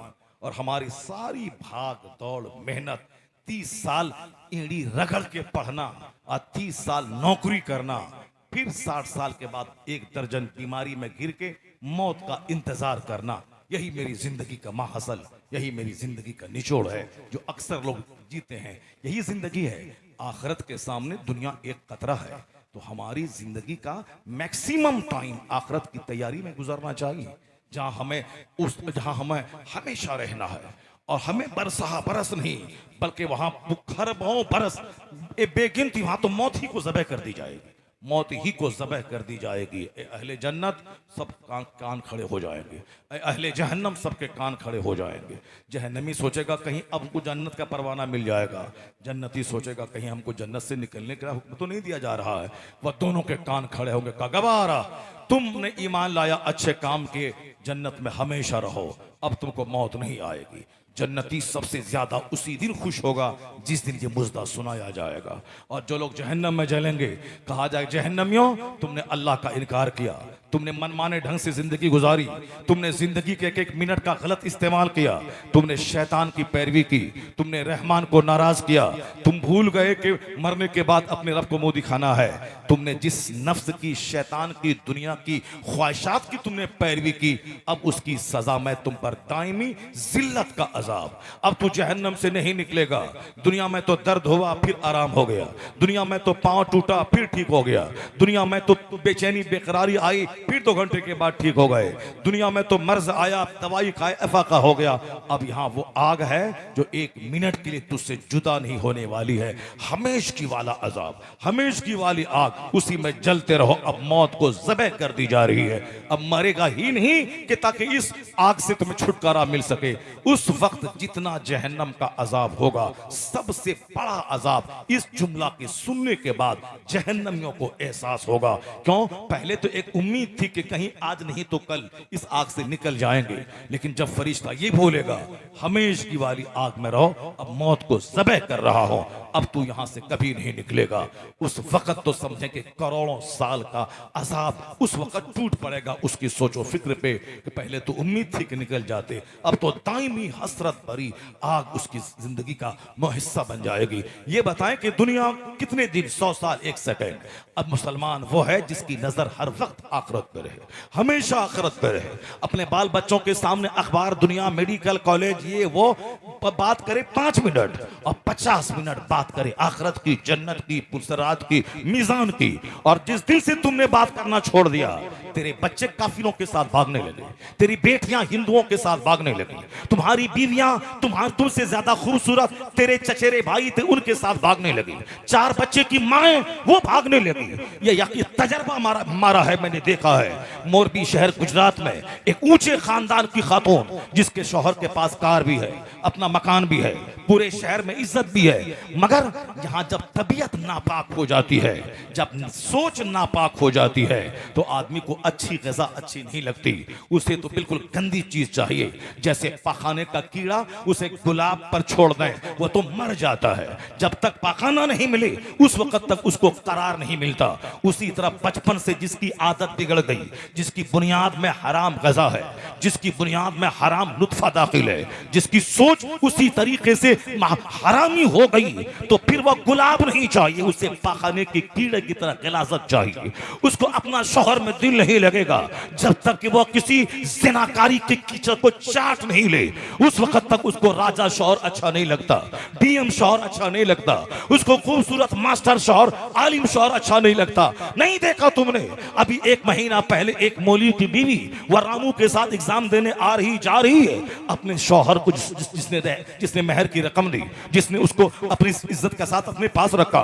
गलती शौहर की भी है कि उस बदतमीज इस्लाम का कानून तोड़कर उसने किस तरह से बेपर्दा अजनबी मर्दों के साथ स्कूल और कॉलेज भेजा। उस स्कूल और कॉलेज पे पांव से रौंद दे। वो कौन सी तालीम है जो इज्जत लूट ले, आबरू लूट ले? सिर्फ तालीम और एजुकेशन और मेडिकल के नाम पे हमारी बेटियों को ज़िनाकार फाहिशा बना दे, सरों से दुपट्टा छीन ले, हमारी औरतों को बेआबरू कर दे, अजनबी मर्दों से हाथ मिलाने पर मजबूर कर दे। ये वो काम वही करता है जो आखिरत और दुनिया में फर्क नहीं महसूस करता। दुनिया उसके लिए बड़ी चीज है, जहन्नम में जलेंगे जलेंगे जलेंगे। यहाँ मेरी बेटी MA BA करे, यहाँ नौकरी मिले, यहाँ हर महीने 1 लाख कमाए, 1 लाख मर्द भी कमाए, 1 लाख वो भी कमाए, ताकि डेवलपमेंट घर में आ जाए। और फिर क्या होगा?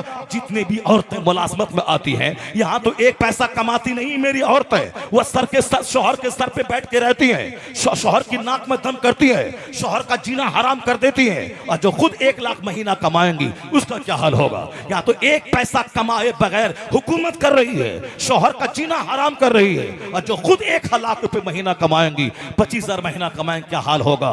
मुर्दे का हाल, कब्र का हाल मुर्दा को ही मालूम है। इस तरह की खवातीन से जिसने निकाह किया था कि दूध देने वाली गाय मिल गई, रोजाना सुबह शाम 2 केजी दूध होगा, आप बेचेंगे और खाएंगे, और हर महीने नौकरी करेगी, 1 लाख महीना कमाएगी, आराम से जिंदगी के दिन गुजरेंगे। नहीं होता ऐसा। बेशुमार लोगों ने जहर खा के जान दे दी। बहुत सारी औरतें अपने स्कूल के दूसरे टीचर के साथ भाग गई, खिलाफे पैगंबर कसे रह गुज़ीर कि हर चीज बमंजिल लकात रसीद। मुस्तफा से हट के जो जिएगा, जहन्नम वहां मिलेगा, बेचैनी यहां मिलेगी, बेचैनी यहां मिलेगी, जिंदगी की ख्वारी यहां मिलेगी, सुकून यहां से खत्म होगा। औलाद से हाथ धोएगा, बीवी से हाथ धोएगा, सुकून से हाथ धोएगा, समाज से हाथ धोएगा। दोनों जहान की जिल्लत मुस्तफा की कानून की खिलाफ वर्जी में है, और दोनों जहान की इज्जत मुस्तफा की गुलामी में है। कि मोहम्मद से वफा तूने तो हम तेरे हैं, ये जहां चीज है कि अल्लाह कलम तेरे हैं। जितनी मस्तियां करनी है मस्तियां कर ले। मैं कहता हूं हमारा बेटा, हमारा लाल किसकी पैरवी कर रहा है? मेरे बेटे किसकी पैरवी करते हैं? इन बेटों से पूछें कि 24 घंटे मुंह में गुटखा क्यों? किसको देखा? मौलाना को देखा, पीर साहब को देखा, इमाम साहब को देखा, गौसो ख्वाजा के बारे में पढ़ा? नहीं तो फिर क्या बात है? किसने तुमको बताया? उसी हालत में मौत आ गई तो कलमा नहीं पढ़ पाएगा। और आजकल तो अचानक मौत आ रही है। नहीं देखा तुमने? कल भी एक क्लिप देखा होगा, एक मुसलमान लड़का है, गले में हार है, सर पे टोपी है, और उसका अपना बड़ा बहनोई या बड़ा भाई उसके पाँव में मेहंदी लगा रहा है। सब लोग खुशियां मना रहे हैं, सब लोग साहब मुस्कुरा रहे हैं, हंस रहे हैं, औरतें हंस रही हैं। वाह वाह। अब ये भी अपने बाजू को हटा करके साहब समेट करके उसके पैर में यहाँ से पैंट हटा के पाँव में मेहंदी लगा रहा है, और अभी ये हाथ में लेके लगाना चाहता है कि चक्कर आया, गिरा और वहीं स्पॉट डेथ हो गया। नहीं देखा तुमने? 2 महीना पहले बरेली इलाके में एक शख्स शादी पार्टी में डांस कर रहा था, और डांस करते करते आगे पीछे करते करते चक्कर आया, गिरा, वहीं मर गया। 1 महीना पहले मुरादाबाद इलाके में एक औरत डांस कर रही थी, उसी दरमियान चक्कर आया शादी की पार्टी में। चूंकि आजकल खामोशी की शादी तो होती नहीं है, चूंकि उस डकैत सेठ ने जिसने हराम तरीके से दौलत जमा किया, वह बड़ा लान बुक किया, 100 स्कॉर्पियो बार बेटे की बारात लेके गया, 10,000 आदमी को वली में खिलाया। तो हम उससे कम है क्या? हम मौलाना है तो क्या हो गया?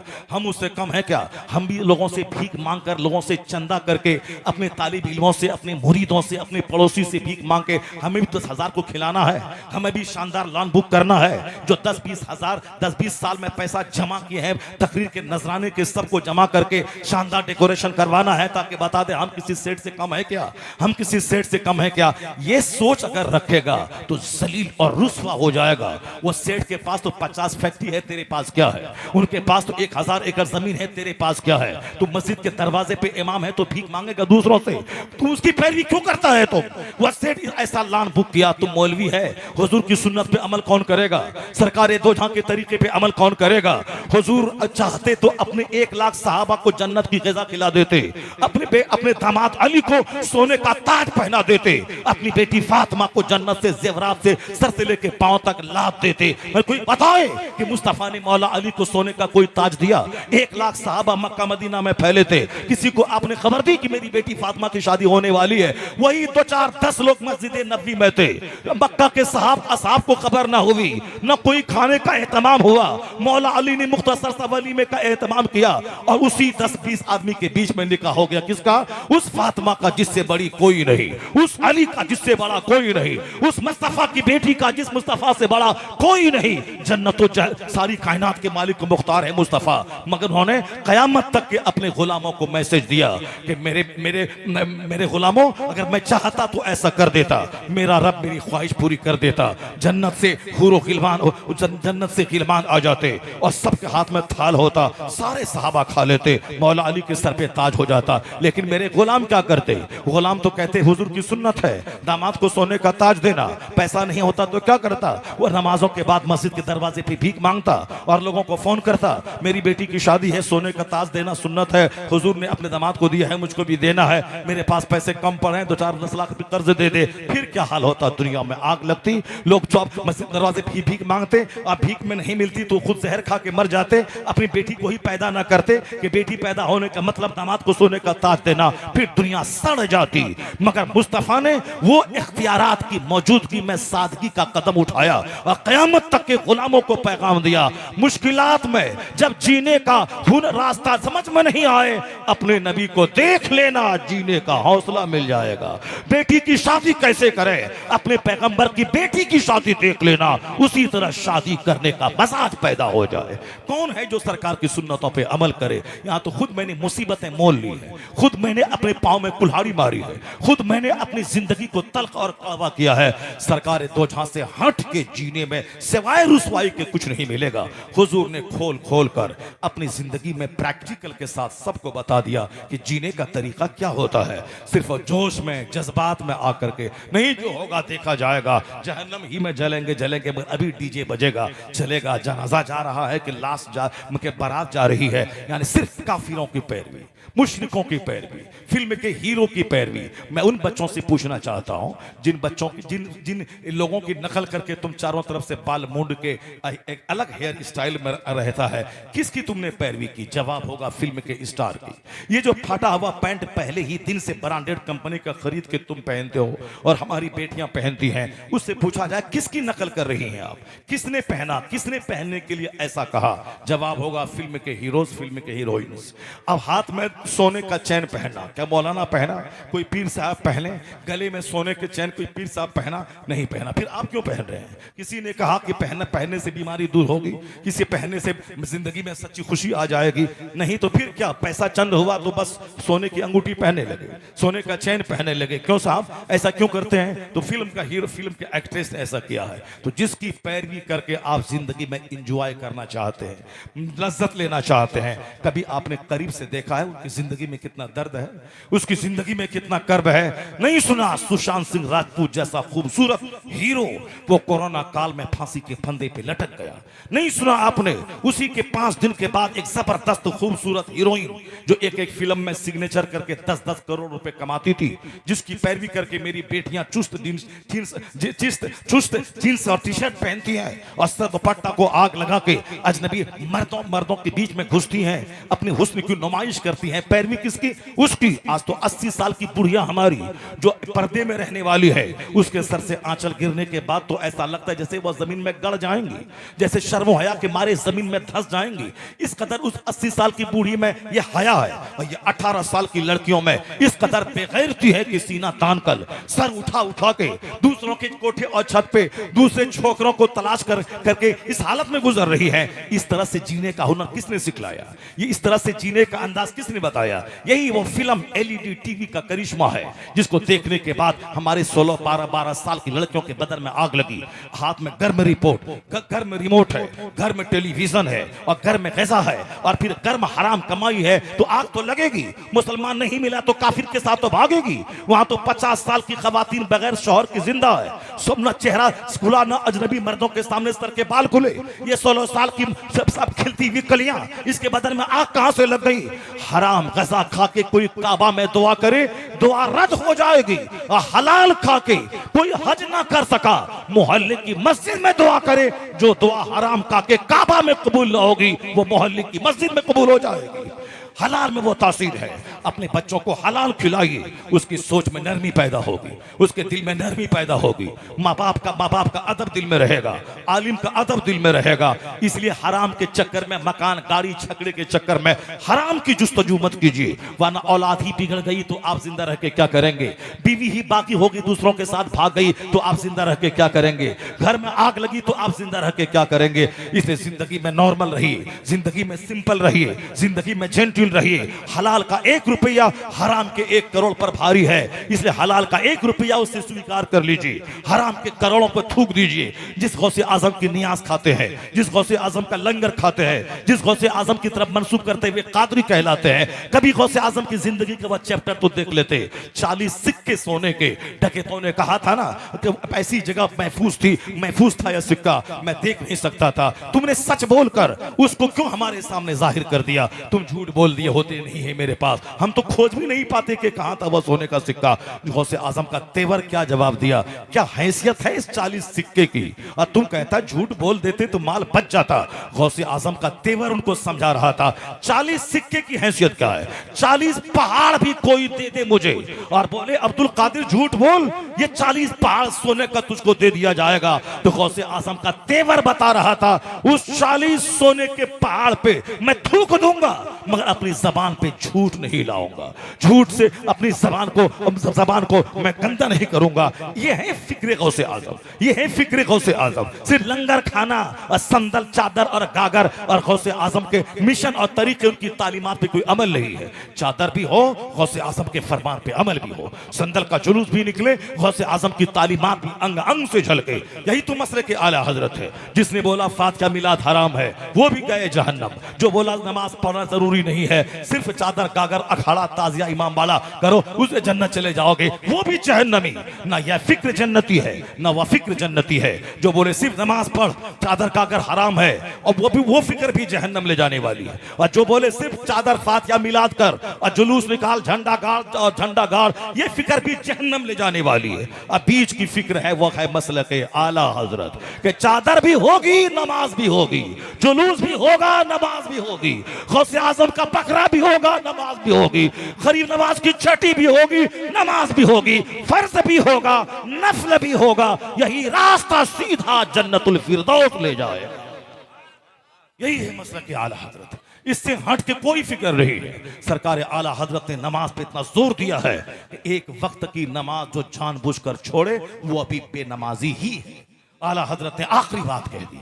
जो 50 साल से नमाज पढ़ रहा है और जानबूझ के बैठा है, शादी ब्याह में लगा हुआ है, नमाज छोड़ दिया जानबूझ करके, ये वो भी बेनमाजी ही है, वो अभी बेनमाजी ही है। आला हजरत का जो शजरा जिसके पास है वो शजर आलिया कादरिया मुशजर में लिखा हुआ है। वह नौकरी करना हराम कतई है, जिस नौकरी में नमाज पढ़ने की फुर्सत न मिलती हो। नमाज पढ़ने की फुर्सत ही मिलती है, गैर मुस्लिम दुकानदार है, नमाज आला हजरत से लिखा, वह नौकरी करना ही हराम है जिस नौकरी में नमाज पढ़ने की फुर्सत ना मिलती हो। इसलिए कि सबसे बड़ा फर्ज है नमाज, उसके बाद ही रोजी की तलाश, उसके बाद ही बाल बच्चों की परवरिश, उसके बाद ही कोई दूसरा काम है पढ़ना लिखना, नौकरी की तलाश करना। सबसे पहला काम है जवान होने के बाद, जैसे हुआ नमाज फर्ज हुई, सबसे बड़ा फर्ज है नमाज। और नमाज छोड़ना सबसे बड़ा गुनाह है, सबसे बड़ा गुनाह है, सबसे बड़ा गुनाह है। शराब पीने वाला 10 साल शराब पिएगा, तौबा कर लेगा, अल्लाह ताला माफ कर देगा। लेकिन किसी पर नमाज फर्ज हुई 15 साल में, वह नमाज शुरू करेगा 25 साल में, वह चाहे 50 बार उम्रा कर ले या 10 साल की नमाज उसके जिम्मे बाकी रहेगी,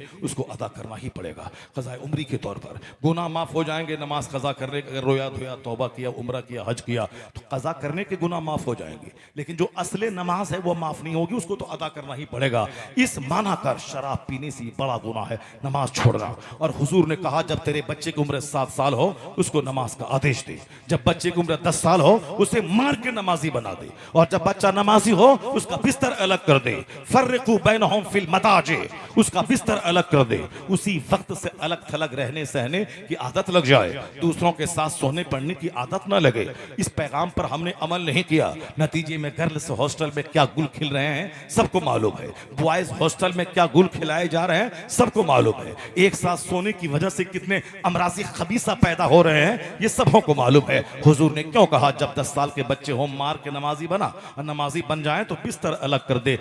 हजारों हिकमतों में से एक हिकमत ये भी है कि अलग थलग उस वक्त से सोने के वो आदी बन जाएं, उस वक्त न अपने हम उम्र बच्चों के साथ सोएं, न हम उम्र बच्चियों के साथ सोएं, न अपने हम उम्र भाइयों के साथ सोएं, अलग थलग सोएं, ताकि रहन सहन खाने पीने पाकी नापाकी कपड़ा लत्ता उड़ने बैठने सबका सलीका एक सलीका बंद एक उसूली जिंदगी वो गुजारे। हुजूर ने मुस्कुराते हुए तो दुनिया की सारी बातें बता दी है, कोई हो उस पर अमल करने वाला, इसलिए अपने बाल बच्चों को हलाल रोजी दीजिए, वरना सोच बिगड़ रही है, दिल बिगड़ रहा है, बदन में शहवत की आग लग रही है। वरना 25 साल के लोग पहले के वो जानते न थे कि शादी के बाद क्या होता है, शादी क्यों हो रही है, मगर अमेरिका की रिपोर्ट के मुताबिक आज 9th क्लास के बच्चे बच्चियों में 70% बच्चे और बच्चियां वो थे जिन्होंने शादी ब्याह के बाद जो तजर्बा होता है मियां बीवी का, वो सारे तजर्बात का लुत्फ 9th क्लास के बच्चे उठा चुके थे। यानी जहां बदन में आग लगी है शहवत की, शराब ज़िना, यही दुनिया की डेवलपमेंट और तरक्की की कहानी है। शराब पीने वाला ये बताएं कि जिंदा रहने के लिए पानी जरूरी है कि शराब जरूरी है? पानी पीता नहीं, शराब पी रहा है। ये गली कूचे का जो गरीब बदतमीज है वह शराब पी के जो नाली के किनारे पड़ा रहता है वो भी शराबी, और जो अरबपति का बेटा है वो भी शराबी। पता नहीं शराब में क्या लज्जतें रख दी गई हैं, लज्जतें तो कुछ नहीं है। जो शराबी के मुंह से बदबू आती है हम लोगों को तो उल्टी होने लगती है, उनको क्या लज्जत मिलेगी? हराम में शैतान लज्जत रख देता है, हराम में शैतान लज्जतें रख देता है, इसलिए वो ना चाहते हुए भी उसको करवा देता है। उससे जिससे पाखाना की तरफ महक आ रही हो उसको उसमें क्या लज्जत रहेगी, मगर शैतान ने लज्जतें रख दी है।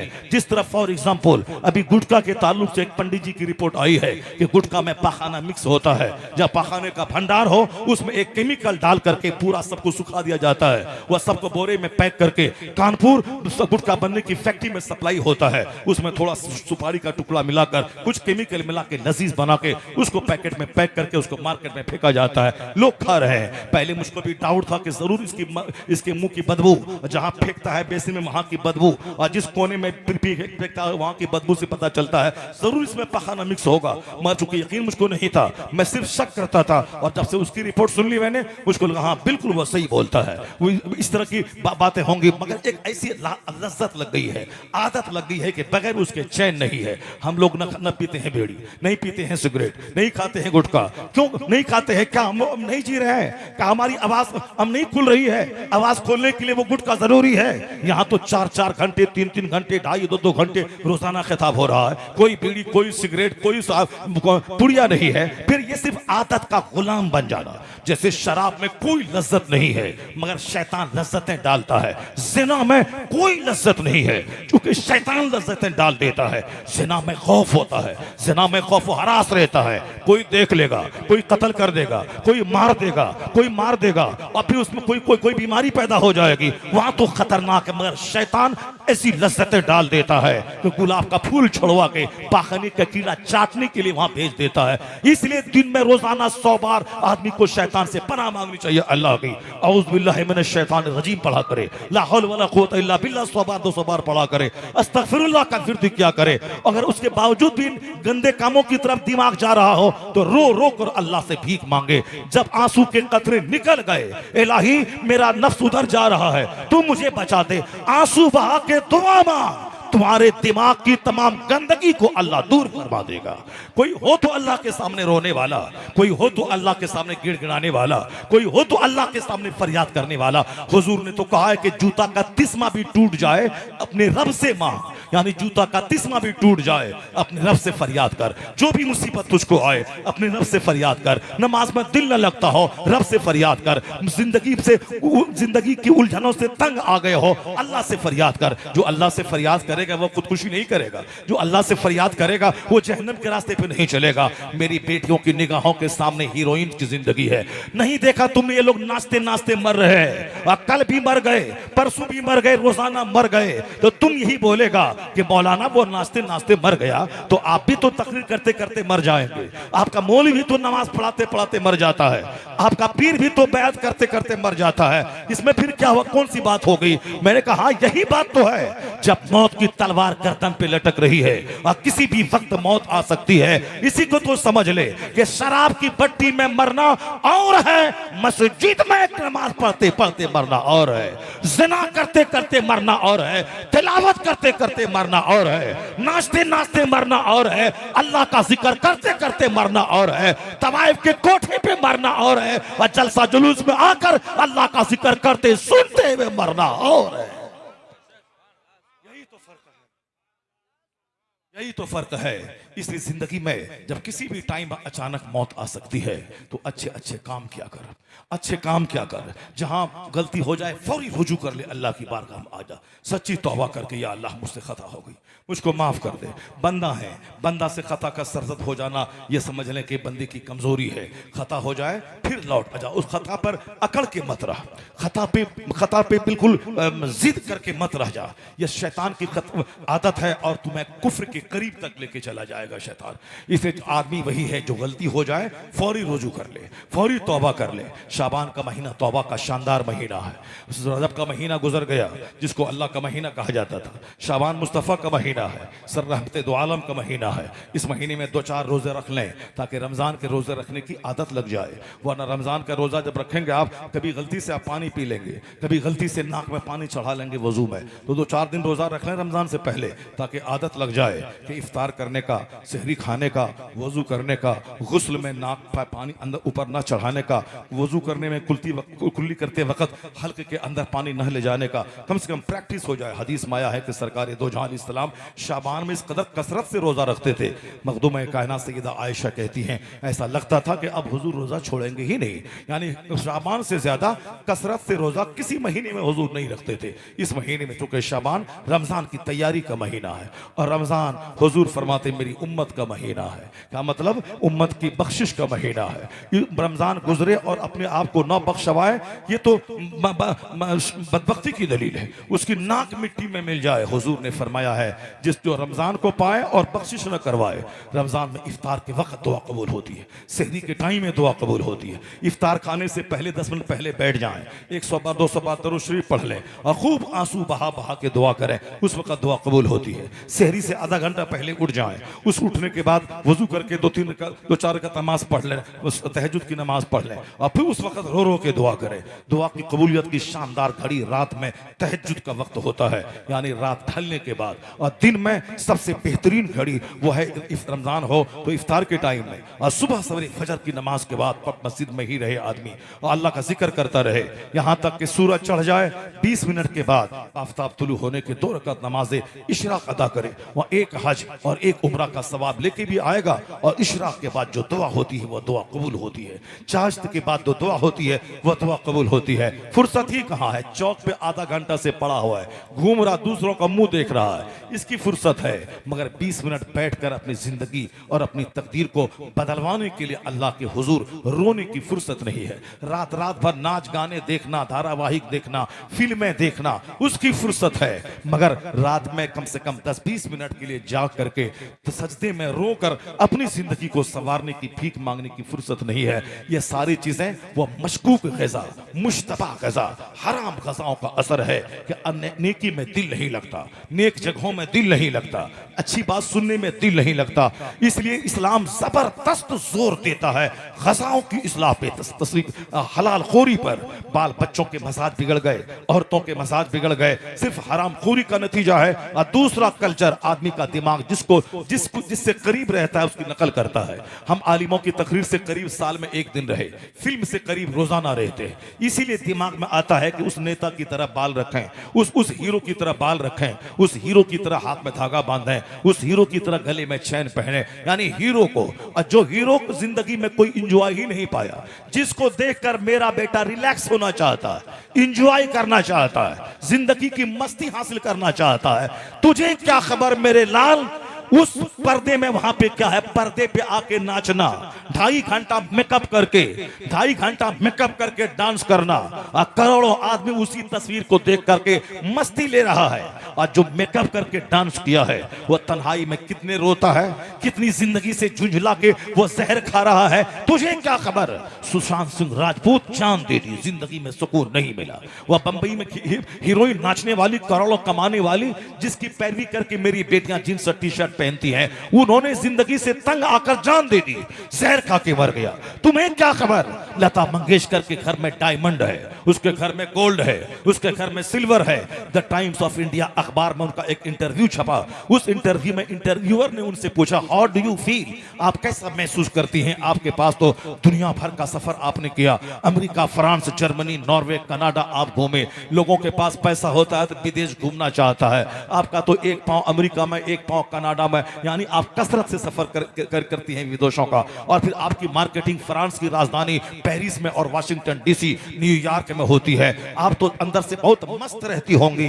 यानी जिंदगी में शोहरत इतनी कि करोड़ों लोग डेली आपका गाना सुनते हैं और करोड़ों जबान पे आपका नाम रहता है, यानी आपके करोड़ों फैंस हैं। शोहरत भी, मकबूलियत भी, दौलत भी, बंबई जैसे शहर में घर भी, अरबों का घर, करोड़ों की कार, अमेरिका, फ्रांस, जर्मनी का भ्रमण, और क्या चाहिए। दौलतमंद होना लोग क्यों चाहते हैं, आराम से रहे, पैसे की किल्लत ना हो, बंबई में घर रहे, समंदर के किनारे घर रहे, अमेरिका घूमे, ये सारी दौलत आपके पास है। हाउ डू यू फील, कैसा महसूस कर रही है। उनका जवाब सुनिए, थर्रा जाएगा दिल, उनका जवाब सुनिए, हिल जाएगा दिल। आप जिसको अब समझते हैं कि ग्लैमर है, जिसको समझते हैं ये लग्जरियस लाइफ है, जिसको समझते हैं कि बहुत मजे से लोग रहते होंगे, उसका इंटरव्यू शायद वो क्या कह रही हैं कि जो चीज मैं तलाश करती थी मुझको नहीं मिला। अरे अमेरिका, यूरोप घूमने वाली क्या तलाश कर रही हो।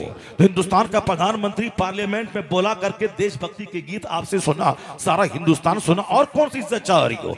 पद्म भूषण अवार्ड, पाल के अवार्ड, न जाने कौन कौन सा इनाम मिला, और क्या चाहिए। और हर घर में आपके गाने जो दुनियादार लोग हैं सुनते हैं, और क्या चाहिए।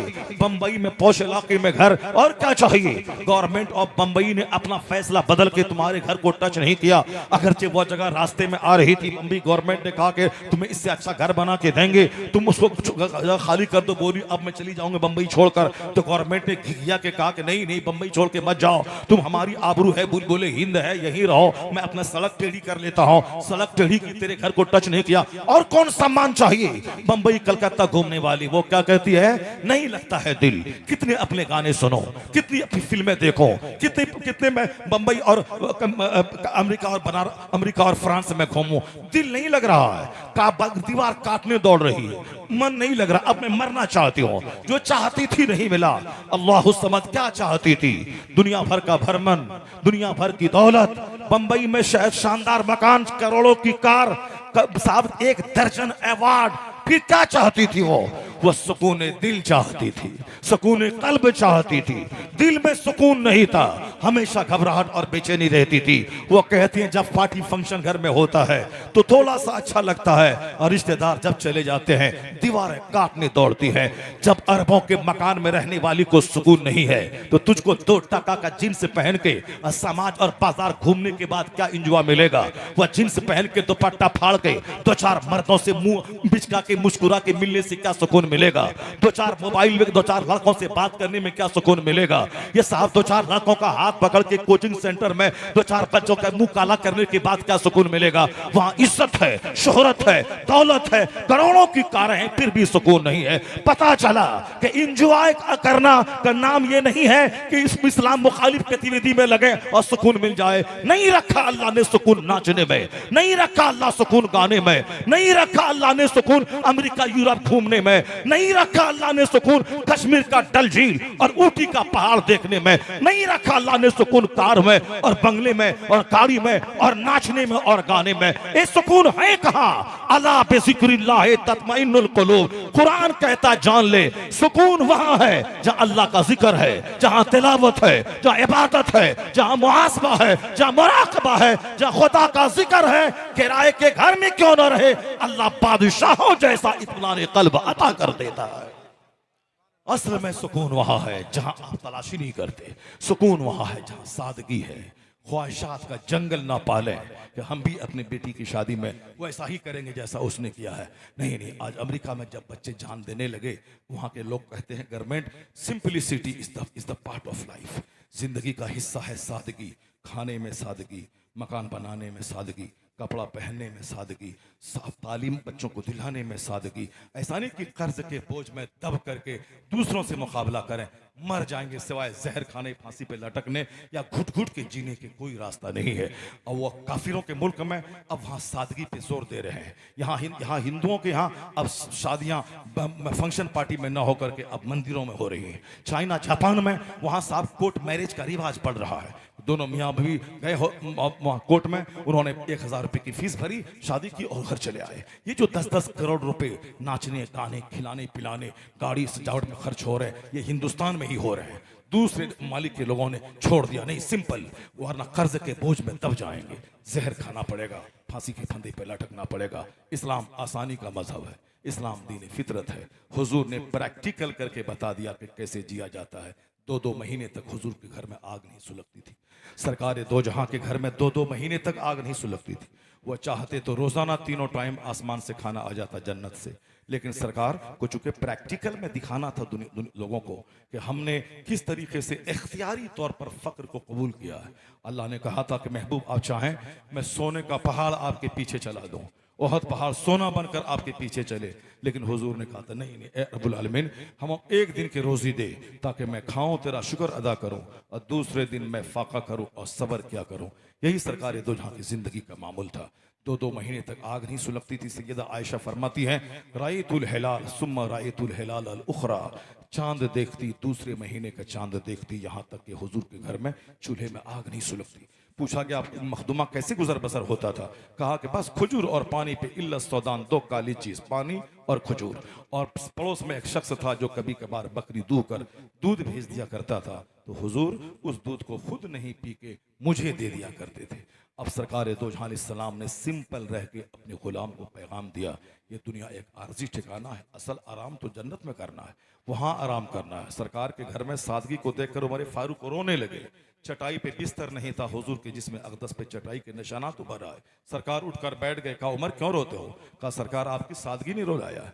ईरान और रूम के बादशाह ये सोने चांदी के तख्त पर बैठे, रेशमो कमखाफ के बिस्तर पे रहे, और कायनात का महबूब मालिक व मुख्तार ये सादगी के साथ सोए के चटाई पे बिस्तर तक नहीं है। हुजूर ने कहा कि उमर तुम राजी नहीं उस बात से? मैंने दुनियादारों के लिए छोड़ दिया है, अपने लिए आखिरत को पसंद कर लिया है। अकाली सलाम की जिंदगी का जो रंग है सादगी है। आप भी सादगी अपना के देख लें। ताकत है कि हम 10,000 रुपए मीटर का कपड़ा पहन सकते हैं, लेकिन हुजूर ने क्या कहा? जो ताकत के बावजूद सिंपल कपड़ा पहने, यानी पेचीदा कपड़ा पहनना छोड़ दे, कीमती कपड़ा पहनना छोड़ दे, हुजूर ने कहा अल्लाह उसे जन्नत में रेशमी लिबास पहनाएगा। सुभान अल्लाह। ताकत है मगर उसके बावजूद सादगी। हुजूर ने कहा जो हक पर है, मैं हक पर हूं, सामने वाला मुझको पतंग कर रहा है, मैं लड़ सकता हूं, मैं हक पर हूं। और हुजूर को लड़ाई इतनी नापसंद थी, झगड़ा इतना बुरा लगता था, हुजूर ने कहा जो हक पर रहने के बावजूद लड़ाई छोड़ दे, अल्लाह उसकी इज्जत को बढ़ा देता है। सुभान अल्लाह। यहाँ तो हक पर ना रहने के बावजूद जबरदस्ती लड़ाई है, खींचना है जबरदस्ती, और यहाँ पैसा नहीं है तो भी कर्जा ले करके लिबास का मुकाबला करना है, और वहाँ इख्तियारात की मौजूदगी में जो ऐसा करे। ये है जिंदगी में खुशहाली के रंग चढ़ाने के लिए सरकार दो जहां इस्लाम की सीरत का मुताला करना होगा। सरकार दो जहां की एक बीवी के यहाँ आपका क़याम है, दूसरी बीवी ने खाना बना के भेज दिया। सैयदा आयशा ने एक तमाचा मारा उस कनीज के हाथ में, तो सारा दाना नीचे गिर गया।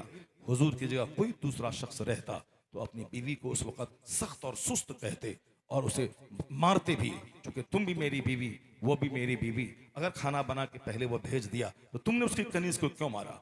मगर हुजूर ने सैयदा आयशा को कुछ नहीं कहा। सरकार नीचे बैठ गए, जितने टुकड़े टूटे थे प्याले के सबको जमा करना शुरू किया, और जब आपने कुछ बोला भी उस कनीज से कहने लगे कि देखो तुम्हारी अम्मी को गुस्सा आ गया।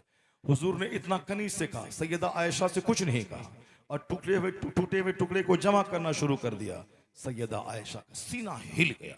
हुजूर की इस खामोशी, हुजूर के इस सब्र को देखकर सीना हिल गया। सामने आ गई का सरकार गलती हो गई, अब इस गलती की तलाफी क्या होगी? हुजूर ने कहा कि इसी तरह के बर्तन में इसी तरह का खाना, ये तुम्हारे जुर्म की तलाफी है। सैयदा आयशा ने बाजार से उसी तरह का बर्तन मंगवाया, उसी तरह का खाना तैयार करवाया, उनके घर में भिजवाया। ये हुजूर की खामोशी ने दिल को हिला दिया।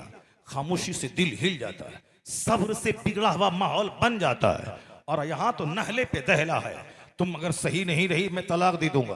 और वो बोलती है कि तुम एक बाप का बच्चा हो तो तलाक दे दो, अगर एक बाप का बच्चा हो तलाक दे दो। फिर क्या होता है, धड़ल्ले से तीनों गोली दाग दी जाती है, इधर से भी गर्मी उधर से भी गर्मी, घर जलकर राख हो जाता है। हुजूर की जिंदगी से क्या पता चला? सब्र नरमी, सब्र नरमी, सब्र नरमी। इन्नल्लाह रफीकुन युहिब्बु रिफक, अल्लाह रफीक है, नरमी को पसंद करता है। युअती अला रिफक माला युअती अला उनुफ, नरमी पर अल्लाह वो देता है जो सख्ती पर नहीं देता। जिस घर में तकरार, जिस घर में लड़ाई, जिस घर में गर्मी, बरकतों से महरूम है वह घर। जहां है नरमी, जहां है नरमी, जहां है सॉफ्टनेस, जहां है सब्र, जहां है तहम्मुल, जहां है कुव्वत बर्दाश्त, उस घर में रहमतों के खजाने नाजिल होते हैं। अल्लाह तबारक व तआला हमको और आपको सबों को अपने घरों में दीन और सुन्नियत का माहौल पैदा करने की तौफीक अता फरमाए। जरा जोर से बोले ना आमीन। आप लोग थक गए क्या? हैं? 4 घंटे की तकरीर बोले थे, 4 घंटे सुनेंगे, अभी 2 घंटे ही में आप थक गए। और हमारे महमूद भाई बोले थे नहीं नहीं मजमा मेरा नहीं भागता है, आपकी तकरीर सुन के ही लोग जाएंगे। वो सब नेचुरल सिस्टम जिस पर बहस हुई, ये नेचुरल सिस्टम के खिलाफ है। 1-2 बजे के बाद लोगों का रुकना नहीं होगा। नेचुरल सिस्टम यही है कि चाहे 1000 बड़ा से बड़ा खतीब आ जाए, वो सरकार ताजुश शरिया थे जिनके नाम पे लोग 10 घंटे बैठकर इंतजार करते थे, एक झलक देखने के लिए मुंतजिर रहते थे। 4-4 लाख का मजमा जमा हो जाता था। साबरमती नदी का किनारा अहमदाबाद आज तक गवाह है कि किसी पीर के नाम पे इतना बड़ा मजमा ना हुआ जितना बड़ा मजमा सरकार ताजुश शरिया के नाम पे वहां हुआ। आज भी गवाह है, जहां 3-4 लाख लोग, जिस मुल्क की आबादी उतनी नहीं है, जिस स्टेट की इतने लाख लोग जमा हो गए, वहां का सीएम दंग रह गया। इस छोटे से स्टेट समंदर के किनारे कहां इतने लोग आ गए। दूर दराज से 10-10 स्टेट्स के लोग आते थे, 10-10 घंटे मुंतजिर रहते थे, तकरीर सुनने नहीं एक झलक देखने के लिए मुंतजिर रहते थे। आज भी मेरी तरफ कल लाखों लोग प्यासे रह गए कि मेरे मदरसे मेरे घर में कदम पड़ जाता, नहीं पढ़ पाया। वह दुर्वेश नाइब गौसे आजम वो था, वो सारी इज्जतें अपने साथ समेट के लेके चले गए। अब तो हम लोग सब खोखले रह गए, जिसके 12 बजे तक मजमा जमान है, 2 घंटा 3 घंटा जितना बोलना है, 9 बजे आइए 12 बजे तक बोलिए, ठीक है। और जहां 12 बजे के बाद आप रहिए, जहां आपसे बड़ा कोई भी खतीब रहे, लोग टिकने वाले नहीं है। इसलिए जब हालात ऐसे हो गए तो जब 9-12 के बीच में जब मजमा जवान रहे उससे फायदा उठा लीजिए। उसके बाद में फिर नात खानी करवाइए। जो नात खानी का शौकीन है 12 बजे के बाद वो रुकेगा, जो नहीं है नहीं रुकेगा। और जो छोकरा सब पैसा लुटाता रहता है नात सुनने में, वो सब जगह हुआ रहेगा, सुनेगा, नहीं सुनेगा तो चला जाएगा। और उन नात खानों के दिमाग में भी एक बात रहती है, मेरे नाम पर मजमा है, मेरे नाम पे उछाल है, मेरे नाम पे। और जहां हदीस कुरान के बाद सुनाने आए मजमा साफ हो गया। देखा ना, मेरे लिए मजमा था, आपके लिए नहीं था, न तेरे लिए था न मेरे लिए था। मजमा अपनी सहूलत के लिए था, 12 बजे तक वो अपने लिए था, फिर चला गया नात के लिए। अगर वो हकीकत में नात के लिए था, 1 बजे के बाद नात पढ़ के देखो, उतनी छूट मिलेगी, उतने लोग रहेंगे। ऐसा नहीं होता है। इसलिए नेचुरल सिस्टम के खिलाफ काम मत कीजिए। पहले का वक्त कुछ और था। 50 साल पहले 5-5 दिन का जलसा होता था। हमारे बिहार में 5-5 दिन के जलसे होते थे, रात में तकरीर, दिन में तकरीर, पूरा हिंदुस्तान जमा रहता था। मुश्ताक अहमद निज़ामी साहब क़िबला, अल्लामा अरशद साहब क़िबला, हुज़ूर मुफ्ती आज़म हिंद रज़ी अल्लाह ताला अन्हु, ये सारे मशाइख, सारे खुतबा, अबुल अब्बा फसीह गाज़ी पूरी, कौन कौन जितने उस ज़माने के शोहरत याफ्ता खुतबा होते थे, सब होते थे। मजमा 10-10 लाख, 5-5 लाख, 3-3 लाख का होता था। ज़ोहर से पहले तकरीर, ज़ोहर के बाद तकरीर, फिर नमाज, फिर रात में वो अब वो सब दौर नहीं रहा। पहले एक एक उन्वान पे 10-10, 5-5 घंटे तकरीर होती थी। ये नहवी, ये सरफी, ये लुग़वी, ये मंतकी, ये फ़लसफ़ी, ये फ़ना। अभी कुछ नहीं, अभी तो है कि 2 घंटे के अंदर में मिक्सर बात जहाँ तहाँ से ला करके फ़ायदे की बात सुना दीजिए, वरना एक ही आयत पढ़ के उसकी तहक़ीक़ कीजिएगा कि इन्ना वो है, हरफ़ तहक़ीक़ है, तो ये है, वो है, सारा मजमा भाग जाएगा। ना सुनाने वाले वैसे रहे, ना सुनने वाले वैसे रहे। अब फिर दोबारा आपसे मेरी मुलाकात हो कि ना हो, इसलिए मेरी कोशिश ये रहती है कि तकरीर 2 घंटे की हो, मगर मुख्तलिफ इतनी बातें हो जाए कि अगर बंदा दूसरी तकरीर अगर ना भी सुने, एक अच्छी जिंदगी गुजारने के लिए एक अच्छा मैसेज उस तक पहुंच जाए। इसलिए मैं एक मखलूत तकरीर 2-4-10 फूल को चुन करके वाज का एक छोटा सा गुलदस्ता बना के मैं पेश करना चाहता हूँ, ताकि लोग समझ जाएं कि दुनिया क्या है, आखिरत क्या है, हमें कैसे जीना है, कैसे रहना है। अल्लाह तबारक व तआला हमको और आपको सबों को अपने शेख, अपने मशाइख, अपने बुजुर्गों के नक्शे कदम पे अमल करने की तौफीक अता फरमाए। आमीन। व आखिरु दाअवाना अनिल हम्दुलिल्लाहि रब्बिल आलमीन। अस्सलामु अलैकुम व रहमतुल्लाह।